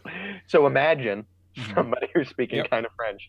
And she's like, I did not know you for the type of man who would engage so early in such activities. But Miranda is a professional and is always available for you, Mr. Vanderbilt. Like, excellent. Yes, please send her to my room right away. Oh, yes, of course. She runs a brothel. You wouldn't think she'd be taken aback, but you seem very eager to get this girl in your room. So she's like, whatever you say. And she kind of turns around and walks out of the room. I'm going to go back to the tavern, but in the next few moments, Miranda will be showing up at your room, and it will be charged to your account. Cool. And so back at the so towards the tavern, Evie walked out. Where did Evie go? Evie headed to her horse, which is she's ready to head out. Yeah, and there is a big so there's a picture I put out for you guys of a bunch of horses drinking out of like a huge barrel. It's been cut in half that's in town, right, kind of on the outskirts of town. So that's where you would park your horse. Okay, perfect. Yeah, so she'd go to her horse, do all that, check the cinch and, check her saddlebags and get herself all set. And she's, probably ready to go and mount up and probably, leading her horse and turn around and look around to see if the others have caught up yet. So I think as you were getting your horse, you would have seen, as you expected, Tobias walking over kind of in the opposite direction of town towards the inn. So you saw him, but he's not approaching you at this moment. And the other two in the tavern. You guys could continue talking, or you could be doing something yourself. Just let me know what you're doing. The doctor actually is not in the tavern. He had left. Sorry about that. That was probably when I had to went out of the room for a second. Okay, so where did you go back to your, like, where you keep your stuff, your office? He pretty much went to his shop, and he's like probably like all pissed off and like muttering. He's like, "Fuck, like you're over here trying to stick your neck out for people, and now you got to go and deal with savages. Like that's the last thing I need is an arrow in me." And just a little layout. Your place, your office is also your home. So it would be like what I was thinking. Like the top section was the room, and the bottom. What I was thinking is like it used to be like a barber shop. Yep. And then he still has the one chair, but he got rid of the other stuff. And there's actual like beds for the patients, and he has like a little furnace and stuff. Yeah, actually, it's funny. The barber didn't last long. He moved out when they thought all the immigrants were coming in to work the mines, and then when 12 people came out that cut their own hair with a Bowie knife, it didn't go well for him. So he had to sell real quick. So he would be like walking into his shop, and then he noticed like, when he had the people bring the body that he was pretty much gonna work on, because like that's how he does his research. He pretty much like, and he's probably like crap, so he has to like go back, get the people to put him, the guy in the furnace. So I think what he would do is that, especially like having a few drinks and after everything happened and after talking to them to take care of the body, he would start walking towards the brothel so he can talk to the lady. I forget her name. Ms. Godin. Yep, her. Okay, so you're actually walking right over towards where Tobias is. Okay, so then also Evie, because you are literally like looking right down the main street. You can see anybody walking, and there aren't many people walking around because most people are working on their farms. So you can see, you watch Tobias go. Now, the doctor had left ahead of you, but now you see him come out of his residence and start towards the same place Tobias went, and Father Elijah. All right. So I will head where I saw them go. I just casually walk leading Soleado, and prepare to just like wait outside his office until ready to leave. Okay, so Evie starts basically towards the same location as the other two characters, and Father Elijah, if you were last to leave, you could just tell us how long you stayed at the tavern. Basically, are you at the tavern? Do you leave the tavern before Evie walks to the brothel, or did you linger? Yeah, I would imagine he'd be the last guy. And to real quick sum up his getting ready, he would probably walk out the back door to the church. If it's a movie, you see him going into his quarters through his, he's got his pews in. There's a back little room where he stays. He goes there, he's got like a locked chest, and the camera would like focus on the chest, and he'd open it up and he'd lift it. And then like a candlelight would kind of shine over it, and you would see a Confederate uniform, but he would move it aside and he would pick out some stimulants and stuff in a spyglass, and then he would shut it and lock it, and then he'd walk out. So I'm going to say then, as you walk out, you see Evie walking her horse down the main street towards the brothel. And at this same moment in time, I'm sorry, what'd you say her name was? This person that you were calling to your room, Mr. Vanderbilt? Miranda? Miranda. I wanted to say Meredith. Okay, Miranda. Yeah. Okay, so that's at this point is when you hear the soft knock on your door. Great, and I would open it. And she's kind of standing there with her kind of shawl like kind of half on, and she's wanted an early go? And I would pull her in with a big smile on my face, of course, close the door, and I would say, "Oh, Miranda, as tempting as that is, no, but and I hand her a couple of coins, and I say, there is something you can do for me. And let me ask you, Rory, if this is all right, and if I need to spend a destiny point to do this, I will. But can I have it so that my room windows overlook sort of the main square, so that I would be able to like look out and kind of see if somebody's, if Evie or the preacher or whatever are down there? I'm not going to have you spend a destiny point on that because since you're one of the only people staying here, I would say you had your choice of rooms. Okay. So if that's the type of thing that you would want to be able to view, then I think you would have arranged that. Okay, perfect. And so I think what I would do is I would go over to the window and I would kind of look out, and I would say, "Listen, darling, I need you to go and get my horse from the stable. Bring it around, bring it around the back of the building here, right away from the alley. But just listen, make sure that nobody stops you. You may not be able to do it unseen, but can you do that for me?" She looks like at the coins in her hand and is like, yeah, it's 10 times what you pay a stable boy for that sort of thing. I'm sure I could get it done. I was like, and I imagine, stable boys, you pay them, somebody questions them and they say, "Oh yeah, Mr. Vanderbilt asked me to bring this around here." I'm sure you'll come up with something, right? She kind of chokes up a little bit. She goes, "I'm not going to get in any trouble for this." No, of course not. It's just, people of my stature, sometimes I go out there, people are always coming up to me, hassling me, trying to work some deals, right? I just don't need that kind of... She's like, "Oh yeah, of course. Seen it a million times." Yeah. And she just kind of, but she's not really paying any attention to you anymore. She's still looking at the coins and it's like twice what she'd get paid. So she's just like, okay. And you watch her take the coins and she splits them into two hands. Mm-hmm. Miss Godine's got to get what she expected, but anything extra. So they go into two separate pockets. And she goes to like turn around and like leave, and then she turns back and just says, "And you're sure you don't want to pay me for the other thing?" And be like, "Darling, you get me that horse, and you do it so no one sees. When I get back tonight, I'll pay you for that other thing." She's like, "Oh, okay," and she just bustles off. Yeah, so she's going around the back, and when you parted the windows real quick, you saw Evie kind of walk. She's on the far side of the street, and she's got her hands in her reins. And you see the preacher, I believe, on foot. She's there standing. He's approaching. You do not see Dr. Jones though. And Dr. Jones, what side of the building did you go in? Did you go in the brothel or did you go in the inn?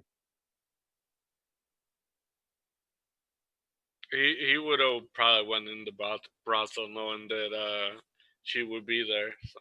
Yeah, and you would see her then immediately when you walked in. There's kind of this like long red couch sitting right in like the great room with stairs behind it going upstairs. And she's basically, she's kind of lounging, like her feet are up, but she has like this big book that's common. I don't know why all ledger books are huge, but it's huge. And she's kind of flipping through it. This is basically, numbers and accounts and money in, money out. You see those numbers, but they don't mean much to you as you walk in and she's sitting in front of you. Gotcha. He would probably like, while she's looking at the book, he would go like, and she kind of moves her glasses down and like lays her book and turns around, but doesn't stand up and says, "How am I getting all the early customers today? What can I do for you, Dr. Jones?" he would be like, "I need a room, but before that, I need you to do me a favor." And he would write down pretty much on like a piece of parchment or something, a note for Tobias, pretty much saying if he still wants him to meet up with the people, because you know how he wanted me to like get people to go out there, and he would give her that, and then he would be like, It's a crazy night, so I just need a favor. I need a hot bath, and I need somebody to like rub my feet. He's like, it's been a shitty day. I need you to take care of it. Okay, so what's going to happen is she takes your note and says, "This is for Mr. Vanderbilt," you say? Okay, Yes. I can see to that. And she puts it in her like breast pocket and says, "And bath and foot rub. That's an unusual request, I must say. Um, but sure, can arrange that." And then he would be like, and give me a bottle of like something really strong. And he would like, after she gave him the bottle, he would just like grab it, start drinking, and just walk in the room. Yeah, she hands you the bottle. She like goes to the bar, hands you the bottle, and like points to a room. And you go in there. Is there anything narrative based in here? Are you trying to do any plans, or can we go to the next step? You can go on to the next step. I mean, it depends on what everybody else wants to do. Because what I see happening here is you kind of disappear into that room, and Miranda brings the horse around, and it's waiting for you right out front, Vanderbilt. Well, so what I Oh, I'm hopefully, sorry. yeah, Around wherever back, she brought around it, back. yeah, Yeah. so that they wouldn't see it. Yeah. Okay. So she's let's say she's around back, really. Like maybe she has it. Yeah, she has it put in the woodshed. Basically, it's like almost inside the woodshed, which is like 3 walls. It's basically inside, tied to a post. Pretty hard to see. Cool. Do you want to wait? I'm sorry, Dr. Jones. You're not staying for like the whole. Like you weren't trying to. This room is for when you get back, right? But you're taking the bath now with the foot rub. Yeah, he's taking the bath with the foot rub right now. Right. Okay. So you're not. Yeah. You're not expecting to not to leave till the next day. Okay. Yeah. So I'm not. So Vanderbilt, I'm not sure if you. So would you probably wait till you see them all out there? Yeah, well, so like what I would do, I imagine there's a back entrance to this place. So yes, I would ensure that at least, if Evie and the preacher were out there or whatever, like I would just wait, and then I would try to go back down, sneak back down the stairs. I'd peek out the back entrance, make sure nobody could see me. Yeah, if I can. Okay. So actually, here's what I'm gonna have happen. Okay. Evie and the preacher, they're outside in the street now. The preacher has reached Evie. You're standing proximate to each other. Tobias sees the horse come in the back. You know it's over there, or at least you saw you saw Miranda coming back with the horse, so roughly it's got to be back there at some point. But you do not see Dr. Jones. But you, like you said, if you saw them, you'd go out. So you go down the stairs, and you kind of cut through like the kind of like what would have been maid's quarters, through that short hallway and out the back door. You grab your horse, and you're walking it along the side of the house to be inconspicuous, but to still go in the same direction as Evie and Father Elijah. Now, what you're going to notice as you're walking is there's a window on your left, and you hear like splashing from inside, and you hear Dr. Jones's voice. Awesome. If you don't mind, can we take a quick bio break? Oh, yeah, I'm sorry. Actually, that's exactly what we were supposed to do 2 minutes ago. I apologize. Yeah, let's take a break here and be back in 8 minutes at 10:10. Sounds good. Sorry about that. No, that's all right. What the hell are you all doing? You guys are crazy. Bats and fucking. I know. I was like, what are you What doing? the fuck is going on?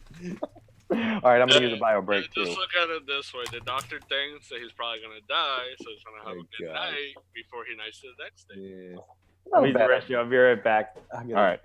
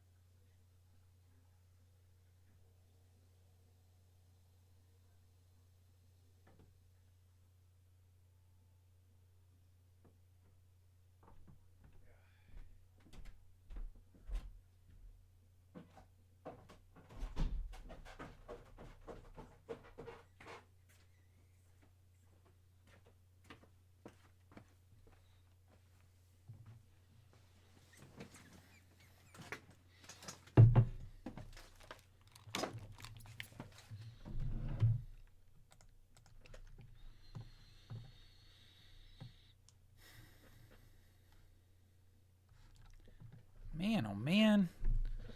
People pause their videos and it screws up the Oh, order of my face cams, but that's okay.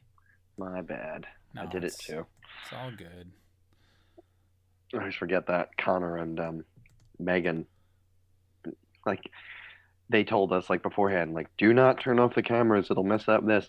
And Yep. like right during the game, I was about to turn off the camera, and they were like, no, don't. And I was like, my wife was. She always comes in the room. You know what I mean? For like a few minutes to talk to me before. So I always like mute it and turn off the screen because I don't want to put her on Yeah. camera unless she wants to.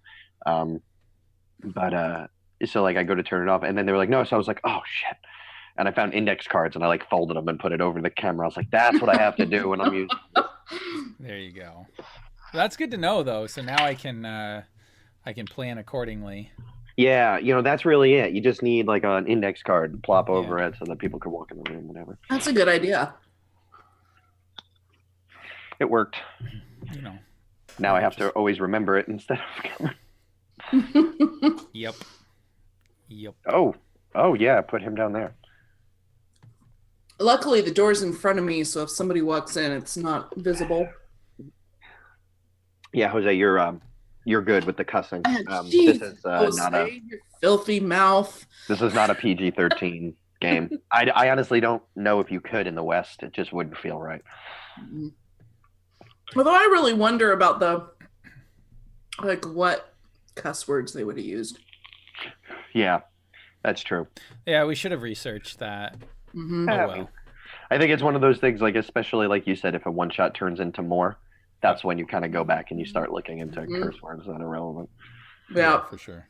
no point in investing just yet. Something that's interesting I learned about prostitutes in the Old West. First of all, lots of times they were called soiled doves, as like a nickname. Yep. But also, they literally, for border towns, they were usually, the individual prostitutes, I'm not even talking about the madames, were usually in the top 10 percentile in terms of wealth. Yeah. Wow. And Yeah, that doesn't surprise me. And what They were happened very lots of popular. times is they would make a lot of money and then literally go start a whole nother life right afterwards. Like they'd work for like 6 or 7 years, save up a bunch of money, and then go even further west because the frontier had moved even further west at that point. And they'd buy a plot of land and they basically start the whole thing. So like if you watch a Western movie where like some woman has like her kids taken or something like that by bandits or whatever, and you see another Western movie where there's like a bunch of these soiled doves, like as a part of like, some shootout happens in their brothel or whatever, that could be the same person, like technically. Like that could be her 10 years later, 15 years later, she left, she started her whole life. It's really interesting. That makes sense, and nobody knew you. Yeah. I mean, it's not like you have an internet where somebody goes in and is like, I was just with this Right. soiled dove, and then they post it to Instagram, and then like 10 years later, you try to move on with I'm your sure life. they didn't leave business cards laying around. Yeah, right? Business cards. Sorry, yeah. Jose, I couldn't resist. Well, a doctor might. Yeah, I mean, not likely a frontier doctor, but I mean, it's. Yeah. Doctors in like New York City But or what would something it would have on probably it? I have. mean, You don't have phones yet.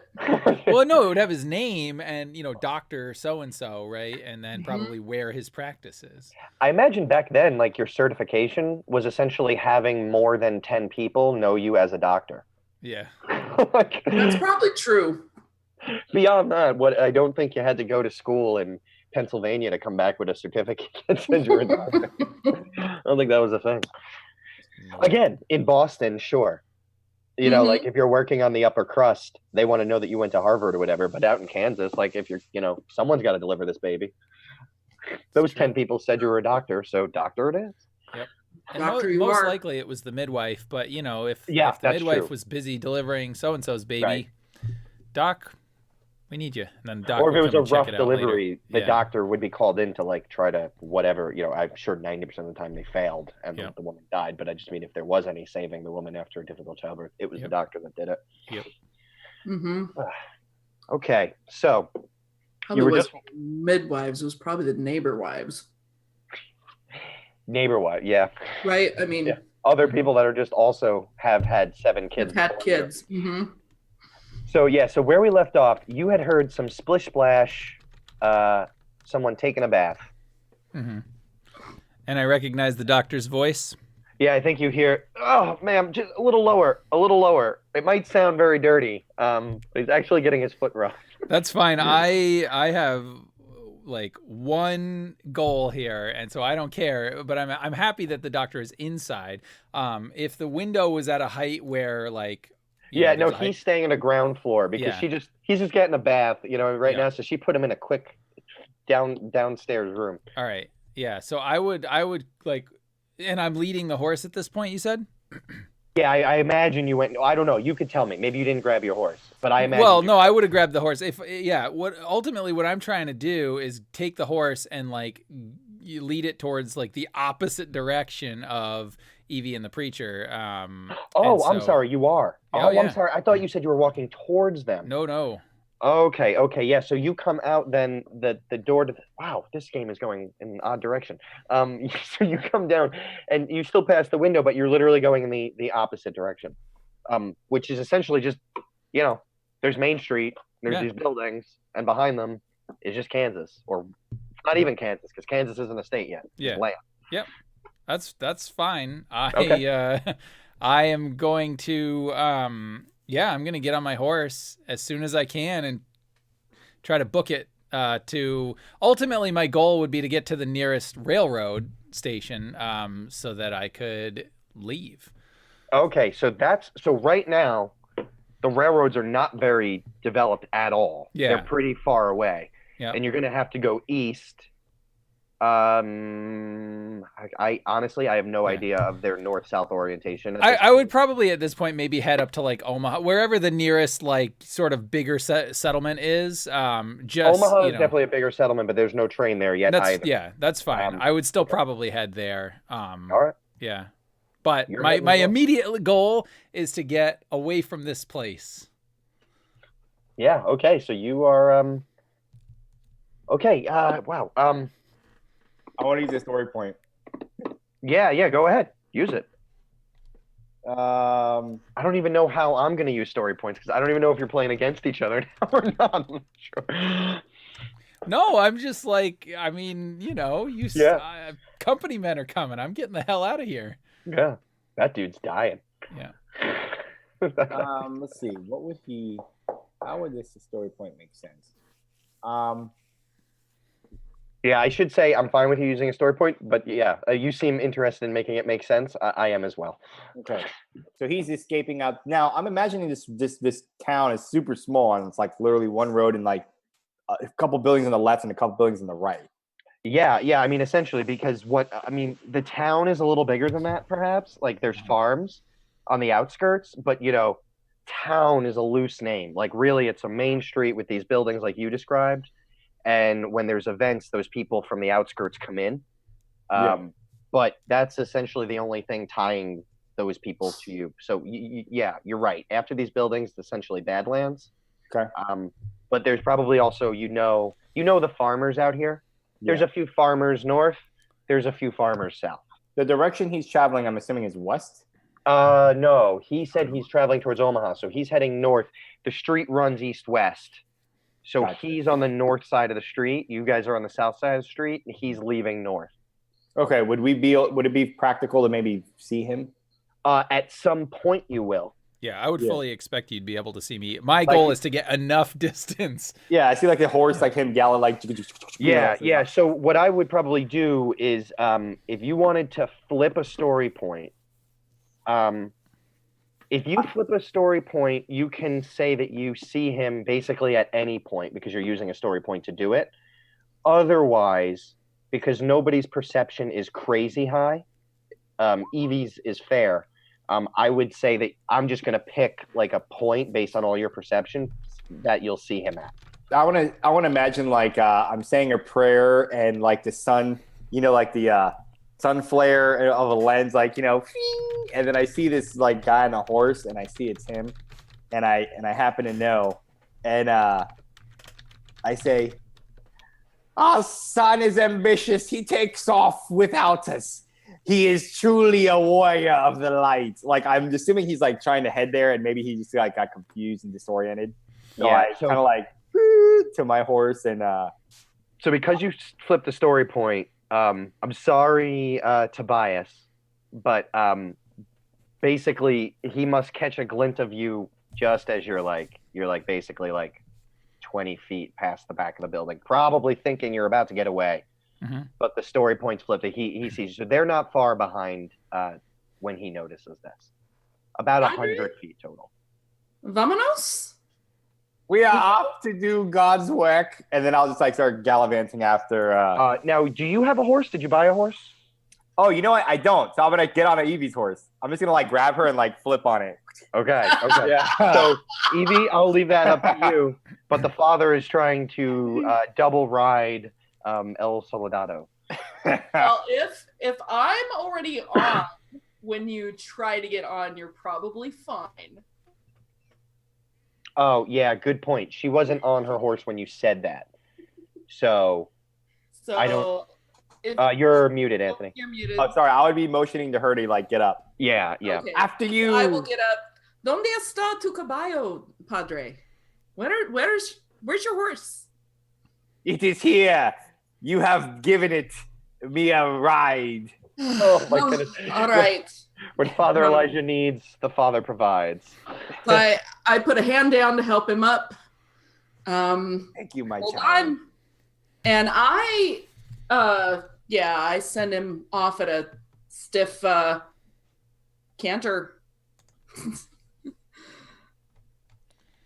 So I do have horse stats.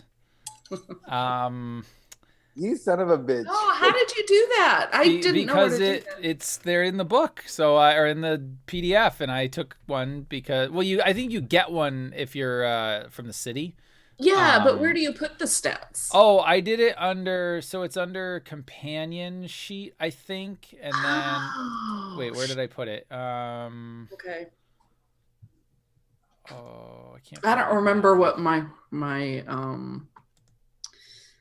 I think it was under companion sheet, and then shoot, where did it go now? There was like a riding animal. There was like a spot for like a mount or a riding animal. It's vehicle sheet. It's under vehicle sheet. Oh, okay. And then riding beast details. And I mostly just put it in notable features. But the reason I say that is because if we're gonna do a race, I think we need speed and handling.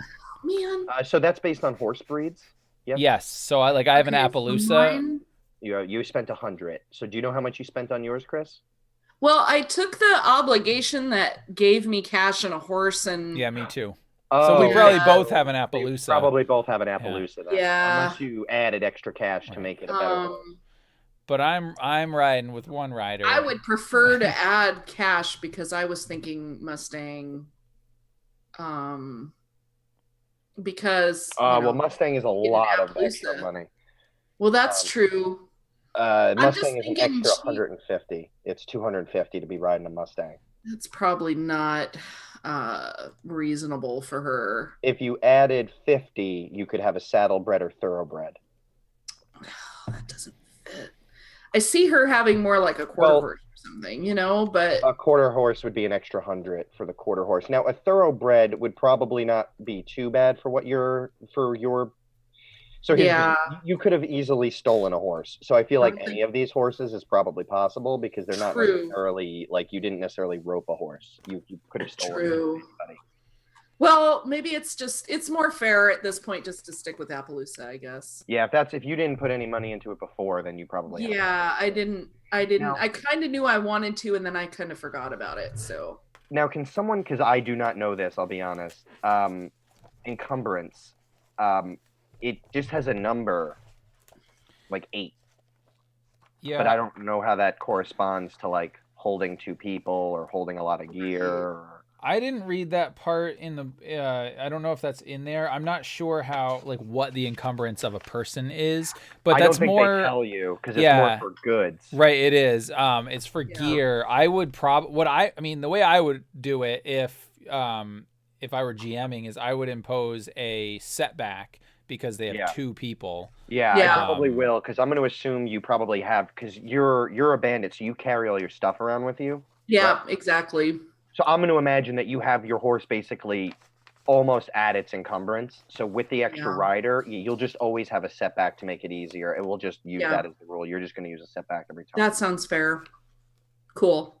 Now, I just want to check back in with the doctor who hears kind of all of this. I imagine, he had been just finishing his foot rub as Vanderbilt was walking by, and the woman had kind of just been walking out of the room, and he was kind of repantsing as he hears, like, all the he rides off into the sun, and he hears all these things, and like the horse start to gallop by. And so Dr. Jones, you kind of hear this outside your window as you got one leg on, basically. He probably would hear this and he'd be like, God damn it. And he's like running out the room, like pulling his pants up and buttoning up his shirt. He would probably like throw some coins at the girl and be like, I gotta go. And I feel like you're smart enough to know they're heading towards the back, so you would head towards the back and not the front, as you're kind of, getting on your sack and the jacket and all the things that you got to do as you're kind of running out, which I think will put you. It'll probably take you. So basically, as you get to the back of the house, you would see Father Elijah and Evie. They're about 40 feet past the house, and they seem to be chasing Vanderbilt on horseback.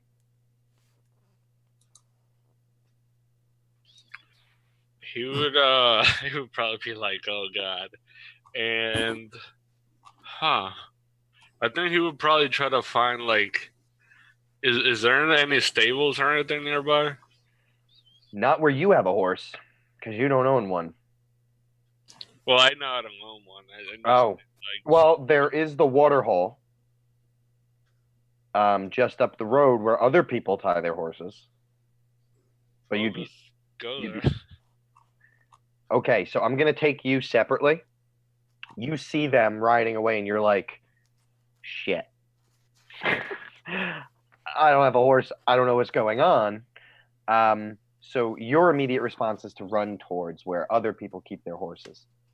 In the meantime, I believe I'm getting the hints of a chase here.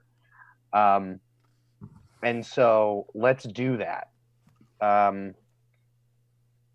I said that Vanderbilt had a 30-foot head start. So you want to call that like one range band, effectively? Yeah. Oh, that's right. That's right. Okay, got to get myself in Genesys. Yeah, you are one range band ahead when they take off on their horse. Okay. So, and it's pretty flat terrain? Like there's no real obstacles that we have to deal with? Kind of typical Kansas. I mean, we're talking flat. Okay, so I think that mechanically the way that it would work in this case would be that we would each make a we'd have to use piloting planetary, I guess, in this case, because we don't have ride, but I think that's what it would be probably. There's no piloting, so right. We have equal speed because we're both on an Appaloosa, and with no terrain, it's just a simple check. There's no difficulty. So I think what we would do is we would probably do just straight up piloting planetary. There's no character sheet problem. Do you know, does piloting planetary match your riding?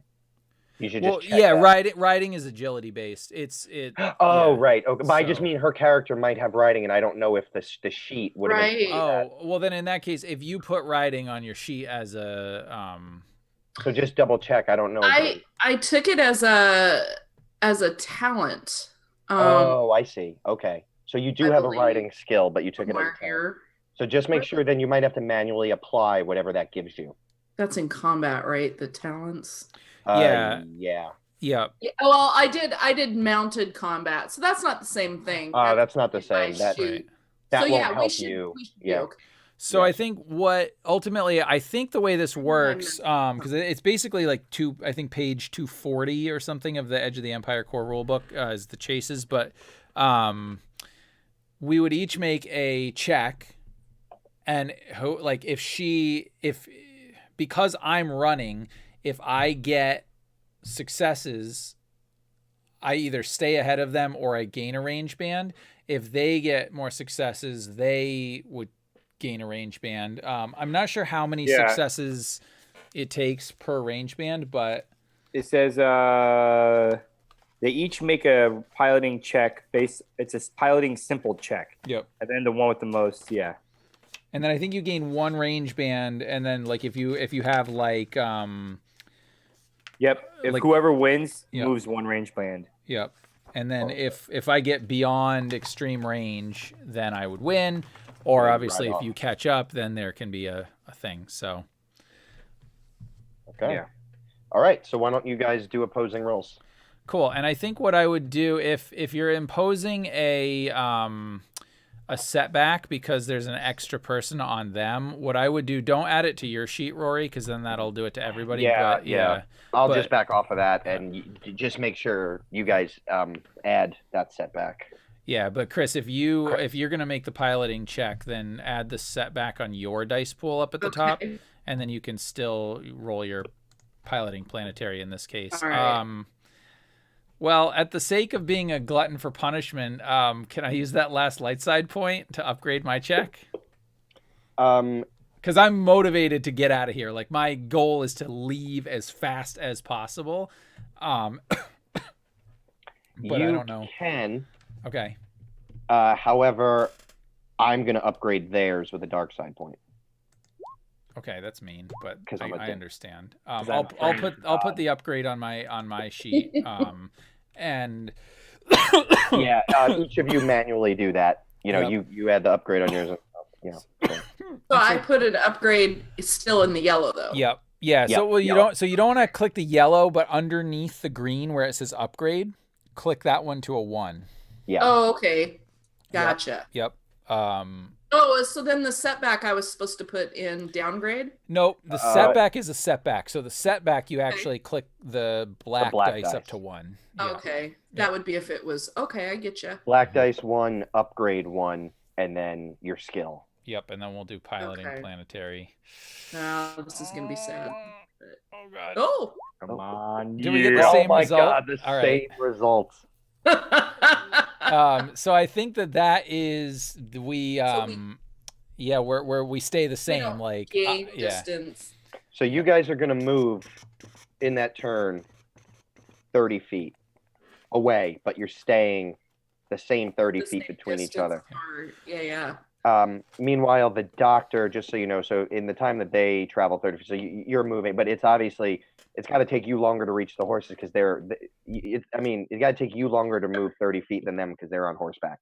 So you're not going to be moving 30 feet. You'll probably be moving like 15 feet. So just so you know, I'm keeping track of this in my head, and I'll let you know when you reach the horses. I gotcha. I mean, the way I was seeing it, and if anything, I knew where he was headed to. I mean, I don't know where the hell he's going to now. Yeah, you're not going to be. You won't be chasing. Like, we're not going to do chase mechanics for you because they'll be, I think, farther. By the time you grab a horse and do anything with it, you wouldn't be. You'd see them as a speck. So, yeah. But I'll let you know when you get to that horse so we can establish kind of the distance and keep that in mind. Okay, so I guess you guys are going to have to roll again. Yeah, but now we both did get 2 advantage. Mm-hmm. So, yeah, I'd love to hear Chris, what you guys think your advantage would be, and then maybe I can do one as well. Or you can probably just do mechanical, just add a boost. Yeah, I mean, that's. I would like to.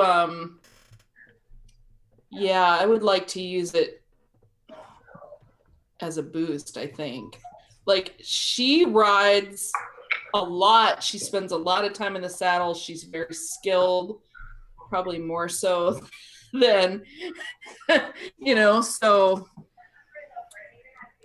All right. I don't know. I think if we hit a point where we're taking strain, I'd do something different, but can I use my 2 advantage to say that while they are, like, as I was riding past, right, just breakneck speed at this point, that I disturbed like a little rattlesnake, nest or whatever. And so a rattlesnake actually starts like to come up and will rear its head, and it will impose a setback on their next on their check.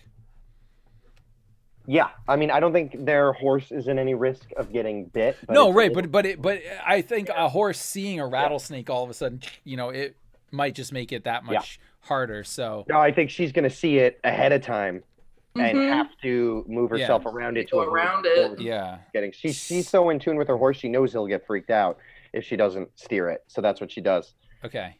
And so so I think, Chris, what you would do then, clear any upgrades or downgrades unless Rory does something, but you would put both a setback and a boost in your pool. Okay. And clear the upgrade. Yeah, there we go. Yeah, I might just go straight on this one and just see what happens. I would imagine, that, like, I don't know. I mean, you could throw one of those stinking tomahawks. I wasn't sure. I was like, Ingot would do it. Yes, Right. Yeah, he would for sure. Oh, But we don't know. We don't know. The way I see this right now is Avelia doesn't know necessarily that you're.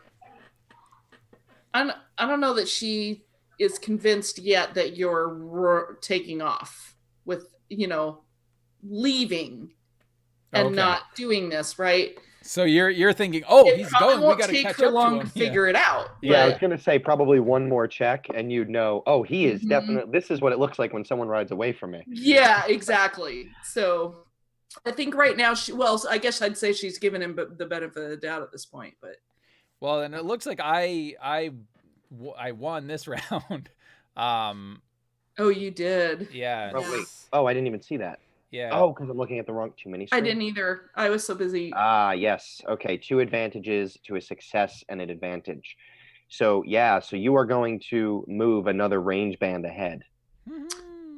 So I think I would have moved So probably a short what range to a basically medium happens range. here is like there is a slight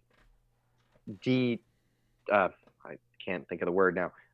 Slight depression in the earth, not like a big hill, but it starts to go down a little bit to one side. But the rattlesnake made you go to the opposite side. So the terrain's a little bit wonky, like it kind of keeps going level. So he kind of uses the embankment and kind of picks up speed as you kind of stagger a little bit and then start following. So the way the angle works, he's twice as far ahead of you as he was before now. Senor, espere.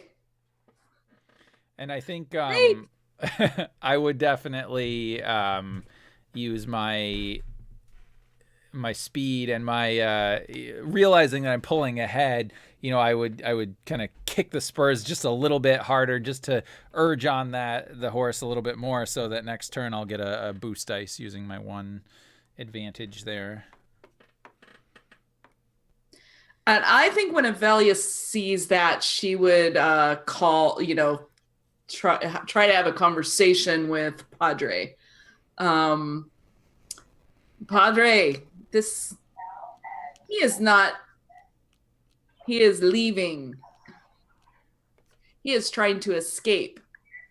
I'm gonna Father Elijah would reference his Bible once more and hopefully use the advantage to give him a boost as he says a verse. I can of my own self do nothing. As I hear, I judge. And my judgment is just, because I seek not my own will, but the will of the Father which has sent me. Now, Evie, are you religious or no? She is definitely a religious girl, yes. Then I will give you the boost for this. If you were an atheist or were tired of the preacher or whatever, then I would say this has no effect.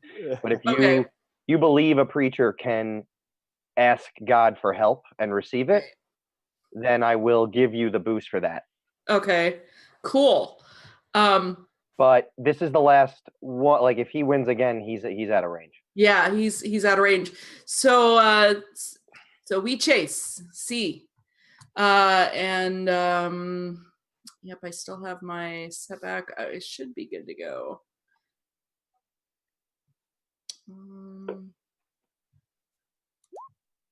Oh man. All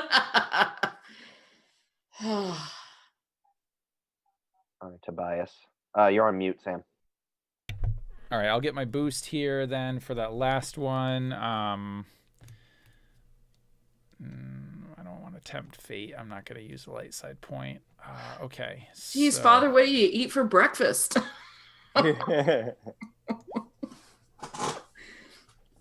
Oh, Tell us what it looks like, because this is you riding into the sun. Yeah. Sun. So I think that what ends up happening is, yeah, exactly. There's like a dust cloud starting to come up right on this sort of Kansas plains, and I think you would hear like this music, and then you would see some tumbleweed like literally, kind of go by in between the two horses, and I think you would start to see Evie's horse starting to froth a little bit, right? Like it's starting to breathe real hard, and I think Evie would start to know that, and she would instinctively, she's like, man, if I push this horse, this is going to be bad. And then I would think that maybe what happens is there's this little like sort of outcropping, like this little sort of hill or something, and it kind of cuts the terrain, and so I would duck around it, and then I think just as that's happening, like she's coming up and she knows that the terrain here has like been kind of kicked up a little bit, and she's concerned that at her speed with the preacher on the back, that it might kind of kick her off into the thing, and so she has to slow it down. And then I would like, and maybe just as I'm riding off, I look back and I see her slowing down, and I pull my my pistol out, and I just up in the air and fire it, and and I ride off into the sunset or into the noonday sun. That's what I was gonna say before. You ride off into the sun, just the sun. Yep. Because it's just sitting there. It's the early part of the day. Okay, I'm gonna go back over towards the watering hole, and Dr. Jones. You reach it. You're panting. Your tie is restrictive, and you reach there, and there are actually not many horses. There's this one horse that belongs to Amos. Not a bad horse, but he's a large guy, and this horse is a little bit older, so it's got a little bit of a sag back. Not the best horse, and not the best person's horse to steal per se, but you do see Gregory, little boy, walking his donkey up to the watering hole. Oh, you're on mute. Can you hear me now? Yep. Okay. Damn. Well, he would go off to the kid, and he would try to like negotiate with the kid, so he would like give him his donkey, be like, look, I got like an important thing to do. I got lives to save. Can you help me? Yeah, I feel like you probably try to like offer him like a bauble, and he just kind of looks at you and he's like, you could take old Charlie for $1.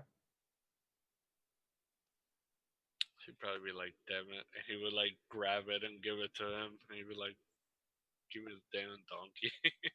And I imagine you take the donkey and kind of like immediately try to get on it and ride in that direction. No, actually, he's gonna go to his shop. He's gonna get his shotgun and get his equipment, and then he's gonna go that way. Gotcha. So you grab the donkey and you start walking away, and Gregory's gonna call after you though. He goes, hey, don't forget to bring him back. My farm's on the north side. It's my donkey now. He's gonna keep walking. Oh, that kid's dad's gonna be pissed. Okay, he just sold that donkey for $1. Oh shit! No. Wow. Wait. What are you? Okay. I was like, are you ready to beat me with a large stick, Anthony? Like it looks like you're holding a large stick. Very angry about all this. Very pipe-like stick, isn't it? Yeah. That's the disapproval of the Lord right there. Yeah. That's what that is. We call this stick the Spare the Lord's rod. Spoil the child. Spoil the cowboy. Okay, so you're well behind, but I have a quick question. Yeah, Do what's we up? have light side points left or no? You do. You have plenty. Can Oh I wait, no, use- you don't. He's used most of them. You have We have plenty of dark one. side points. We'll get to that. Didn't you use one on them though? Yeah, I did. So you have one. Okay, can I use that to like maybe like get in contact with some people to go track them while we're chasing this out? Hmm. There's a lot of dust. Now here's the problem with that. If they're not from town, it just takes time to get there. Even if you could immediately get in touch with them, which you can't. And B, if there were people in town, like you guys already told Bohannon, and I think it was true that there wasn't really many people to go saddle up and go do this. So I just don't know who you'd be getting to do this. Now, if you wanted to, I don't think you'd need to use a light side point for this, but if you do think, like, if you are a well-connected person, you're the doctor in town, if you wanted to tell someone to, like, send people out or something like that, or go back and get Bohannon, or like whatever, if you wanted to send people after someone in particular, you could tell them to do that and hope they do it while you do whatever it is that you do. Well, I would go talk to Amos and I would lie to him and tell him that somebody kidnapped them to buy it. Ah, And they we saw him heading that way, whoever took him, and there's a big bounty. oh wow, okay.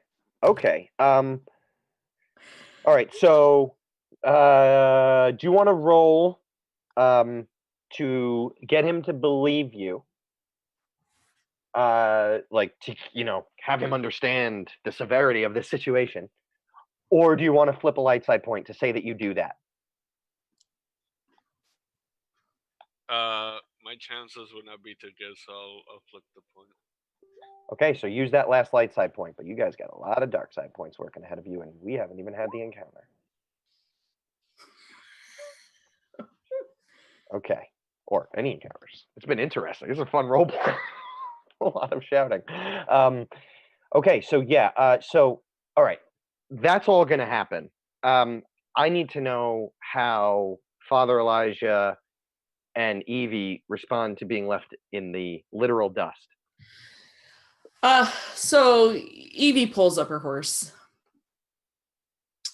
It's no use, Padre. He is gone. And meanwhile, a man is bleeding or injured, and we have somebody needs to help. See? He has lied to us. His tongue of Satan, that which has led mankind into this sinful place. He must be punished. See, Pedro, there is time. There's time for everything. See? Yes. There's a time from the Lord's wrath. There's a time to laugh and a time to cry, but now is the time to help someone else. And you can seek this man later. See? Yes, we must save that man out there in the wilderness who is dying.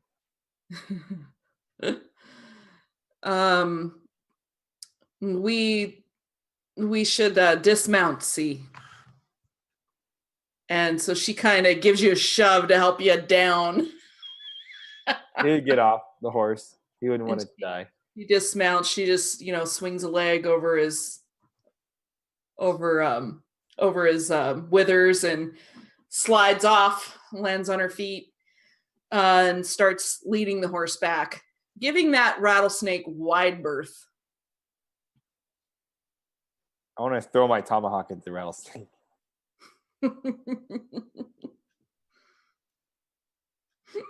The snake is a sign from the devil. In the garden of evil it tempted us once.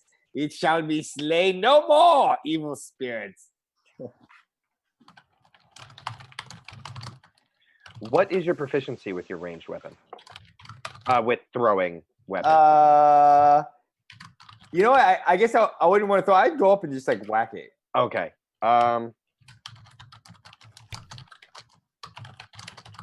He'll trust in the Lord that it won't bite him as he walks up to it. Okay, so you know what? Roll me an attack then, because if you fail, something bad's gonna happen. Okay. Oh, okay. So yeah, you are you're very proficient out there in the wild for a preacher, and you basically walk up. I imagine Evie might almost be like, it's a rattlesnake. So there was no difficulty set there, just so you know. Oh shoot, right. Yeah. Doy. You can roll the 2 difficulty and just subtract Yep. Yeah. Wait, how The do I miracle. roll? Yeah. Just two So you could literally just Oh, pop roll two. the roll button. Yeah. Right. Okay. The 20 D20. It says. Yep. Miracle. So I have 3 success and a threat. Okay. Yeah. So you do take 1 strain.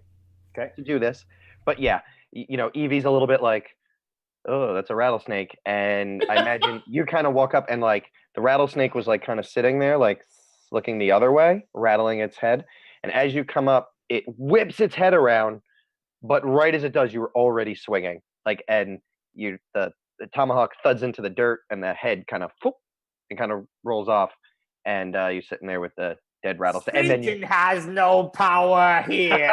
And I'll hold up the half of the snake and I'll chuck it. Nice. So Evie, you have witnessed the power of the Lord. You're on mute. Sorry, Chris. The Lord works in mysterious ways. See?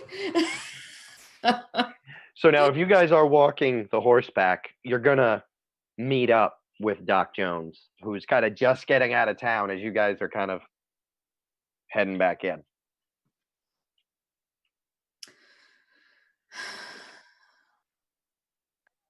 Doctor? Vanderbilt was a liar. He was a devil in sheep's clothing. Can't say I'm surprised, I guess. So what happened exactly? He ran off. We could not catch him. Now get your ass to that man who's dying. And I point at the donkey. He would probably look back at you guys, so we're not going after him then? It's going to take a long time to get there on that. And she turns to the Padre, and you need your own horse. He would probably look at both of them and it's like, well, I told the people in town that he got kidnapped, so somebody's coming after him. He shall face judgment before the Lord.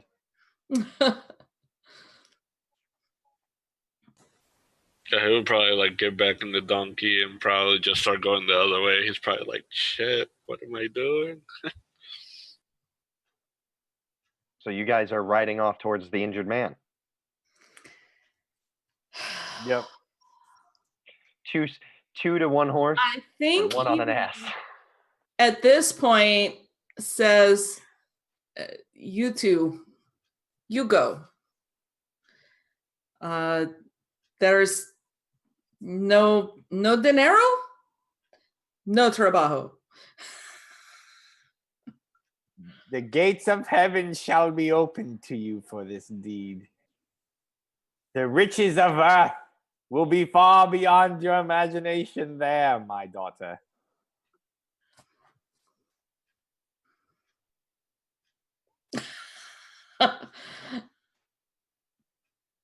She this mi trabajo is, or mi caballo is, he's done, eh? He's done. See, you were too much for him. He needs rest. He can't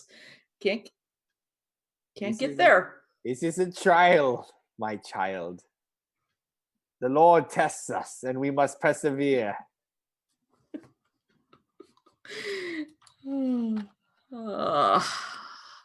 See, Padre, see. Well, 7 miles is a long walk, senor. Moses walked the earth for 40 years in the desert. 7 miles is nothing. Actually, Vamonos. It Vamonos. probably wasn't much more than 7 miles, Yeah, even the first time. But just for the record, they didn't have GPS. Right? 40 years and like 40 square miles of desert. I don't know how they pulled that off, but somehow.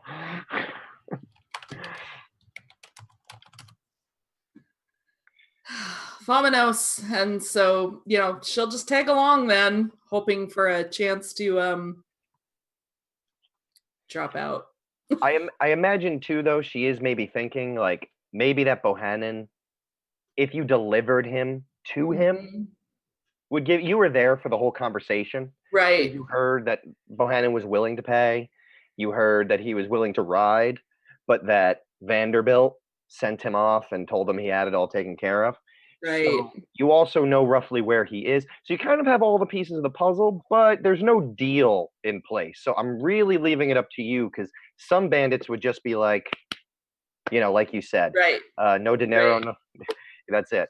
But others might think, maybe I could even get more out of it this way if I squeeze them when I get there. So I'm really leaving it up to you how your character would think about it. Right. Well, there's sure no other game, no other prospects in Red Cross at this point. Not at So- the moment. Not unless there's a bounty on the one-legged tavern owner, but I don't know. Yeah. So like is she could care less about, she's a Catholic girl, but she's not so sure about this guy. So she's like, I don't know so much about that, but maybe there's a chance to make some money here still. So she'll go ahead and tag along. And really, 7 miles is probably nothing in those days, right? It's not too bad. Not People with hike it. twice that all Yeah. the time, right? So Yeah, you could do it. It's early in the day. It's not too bad. Mhm. And the preacher has the hardest because he's technically the only one on foot. So if he's willing to do it, you Right. could probably make it. right. So Yeah, what and I'd I like, think because he's on foot, she'll stay on foot and give the horse, plenty of time to recover. yeah. So actually, what I'd like you to do is, so what I'd like to do here is kind of time skip a little bit. So you just let me know. Would you have walked the whole way? Would you have waited for the horse to have become fairly well rested and then remounted? That sort of thing. Yeah, I think she would remount once it made sense. Okay. But she wouldn't ride him hard at that point, wanting to save him for the potential transport of an injured person. Right. Yeah, that actually makes sense. That makes a lot of sense. Okay, so what I am going to say here is I'm going to say that time has passed, right? 7 miles, mostly walking. That's gonna take you it's a flat walk. So you guys, I would say, left because everyone was taking baths and going back and getting their stuff and chasing after people running away. I think you guys probably got underway at around high noon, just to be classic about it. And it's probably going to take you a good 4 hours to get there. So it's getting towards evening at the time you arrive. Now, also, though, what's going on is Vanderbilt is riding north. So I just need to make sure that I don't want you to give away anything, meta, but are you riding north the whole time? Oh yeah, as Okay. far as I could go. If you needed me to make some kind of check or whatever I can, I would probably try to find some kind of settlement or some kind of even just an outcropping where I might have to rough it for the night. But I fully would intend to push my horse as far as they could go, and then Yeah. yeah, That's kind of what I was picturing. Just wanted to make sure that's the case. yep. Okay. So you're going to be putting quite a good amount of distance between you riding a horse hard all day. You could definitely make some headway. Now, riding a horse hard all day, though, you can only ride that horse hard for so long. No, yeah, I would slow him down to Yeah. a sustainable pace. I would say though, if I came across anybody that didn't immediately make me think that they were company men, I would, try to do something. Yeah, that's exactly what's going to happen here, basically. So the same time, I'm trying to keep these things It's a little bit, trying to keep them lined up for narrative purposes. But at roughly the same 4 o'clock time, you notice some smoke off in the distance. If you go towards it, it'll take you about another hour to get there, because you could see smoke on the Kansas plains for quite a good ways away. So this is still some distance, but you can see some smoke burning. It'll take you till about 5 o'clock if you were to, and it's not really a change of direction. It's like a veer to the east to head towards the smoke, but still headed north. Okay. I mean, does it is there any indication that it's a campfire, it's a settlement? Like, can I get any idea what might have caused this? The best thing I think I could tell you is there aren't too many settlements between Red Cross Point and Hayes. So it's so Hayes is going to be next in your line. You're not going to get straight to Omaha. Hayes would come before it. Yeah. But even between Red Cross Point and Hayes, there isn't much. Yeah. And you have been here long enough, I think, to know that this probably looks like a Texas cattle riders camp. Okay. Like the sort of Dutch oven camp that they would set up on one of their cattle rides. So the way that usually works is, like, say 5 guys go on a cattle ride, 4 guys are watching the cattle and staying off to the left and the right of the herd and keeping them in line. And the 5th man rides ahead to pick out the camp spot and get it started before they get there. So you know that, like, you could see a campfire at like 3 o'clock in the afternoon. Yeah. That's not uncommon because the cattle are moving much slower. Yeah. So that's what I think, being around here long enough, you would probably put 2 and 2 together real quick and know there's no towns here. Sure. This is probably a cattle fire. Okay. I think what I would do then is I would get off my horse. I like slow the horse, get off, reach into my saddlebags, and, right there in the desert, I would basically take the suit and the fine clothes off and put on the clothes that I had originally had, which is very, like, sort of dingy and whatever. So this is still an hour away? Yep. Like when you first see it? Yeah, like when I first see it, yeah. So I, like, clothes with like holes in it, I'd take off my top hat and put on sort of like, a cowboy hat, but I imagine it would have like an arrow would have gone through it at one point, or like a bullet hole or something. And yeah, I would stuff the other clothes back in my saddlebags, and then I would head towards what I presume to be a campfire, kind of, but slowly, not crazily. Yeah. So I'm going to I really want to, like, montage this scene real quick because I think it's awesome. So what we see is, like, this desperately white guy, like, he's pulling off Vanderbilt from the east. Like, he has to look like the pastiest East Coast white guy you'd ever imagine to pull this off in the first place. So effectively, you see Sam. Just kidding. Off in the north, and he's stripped butt naked. You know what I mean? His horse is next to him, and he's naked. Like, the sun is beating down a bit. I mean, it's going down, so you see kind of the silhouette, and he's pulling on these much dingier clothes, and he's kind of, in a way that doesn't seem like the way Vanderbilt acted in town, kind of roughly shoving these fine clothes into a rucksack and just throwing it back on his back and remounting. And we see him kind of headed off towards the smoke there, off to the right a little bit, as the sun kind of continues to go down. It's still the summer though, so it's not sunset. You know what I mean? It's just on its way down now. Now over the other side. Oh, I'm sorry. And also though, you were riding hard for a total of 5 hours. So by the time you reach that campsite, I need you to have taken, what was it? 1, 2, 3 strain. Okay. Just from all the riding and getting away and being stressed and all that stuff. Sure. Yep. Meanwhile, the other way, what I need is, Father Elijah will take 2 strain from walking at a decent clip, and the 2, I'm going to have the doc take no strain, and I'm going to have Evie take 1 strain. She walked half the way, she rode the other half of the way. The doc was on the donkey the whole time.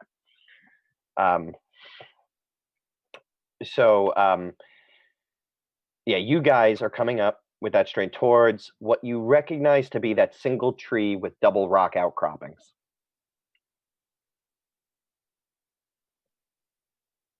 So Evie would mount up her horse at this point and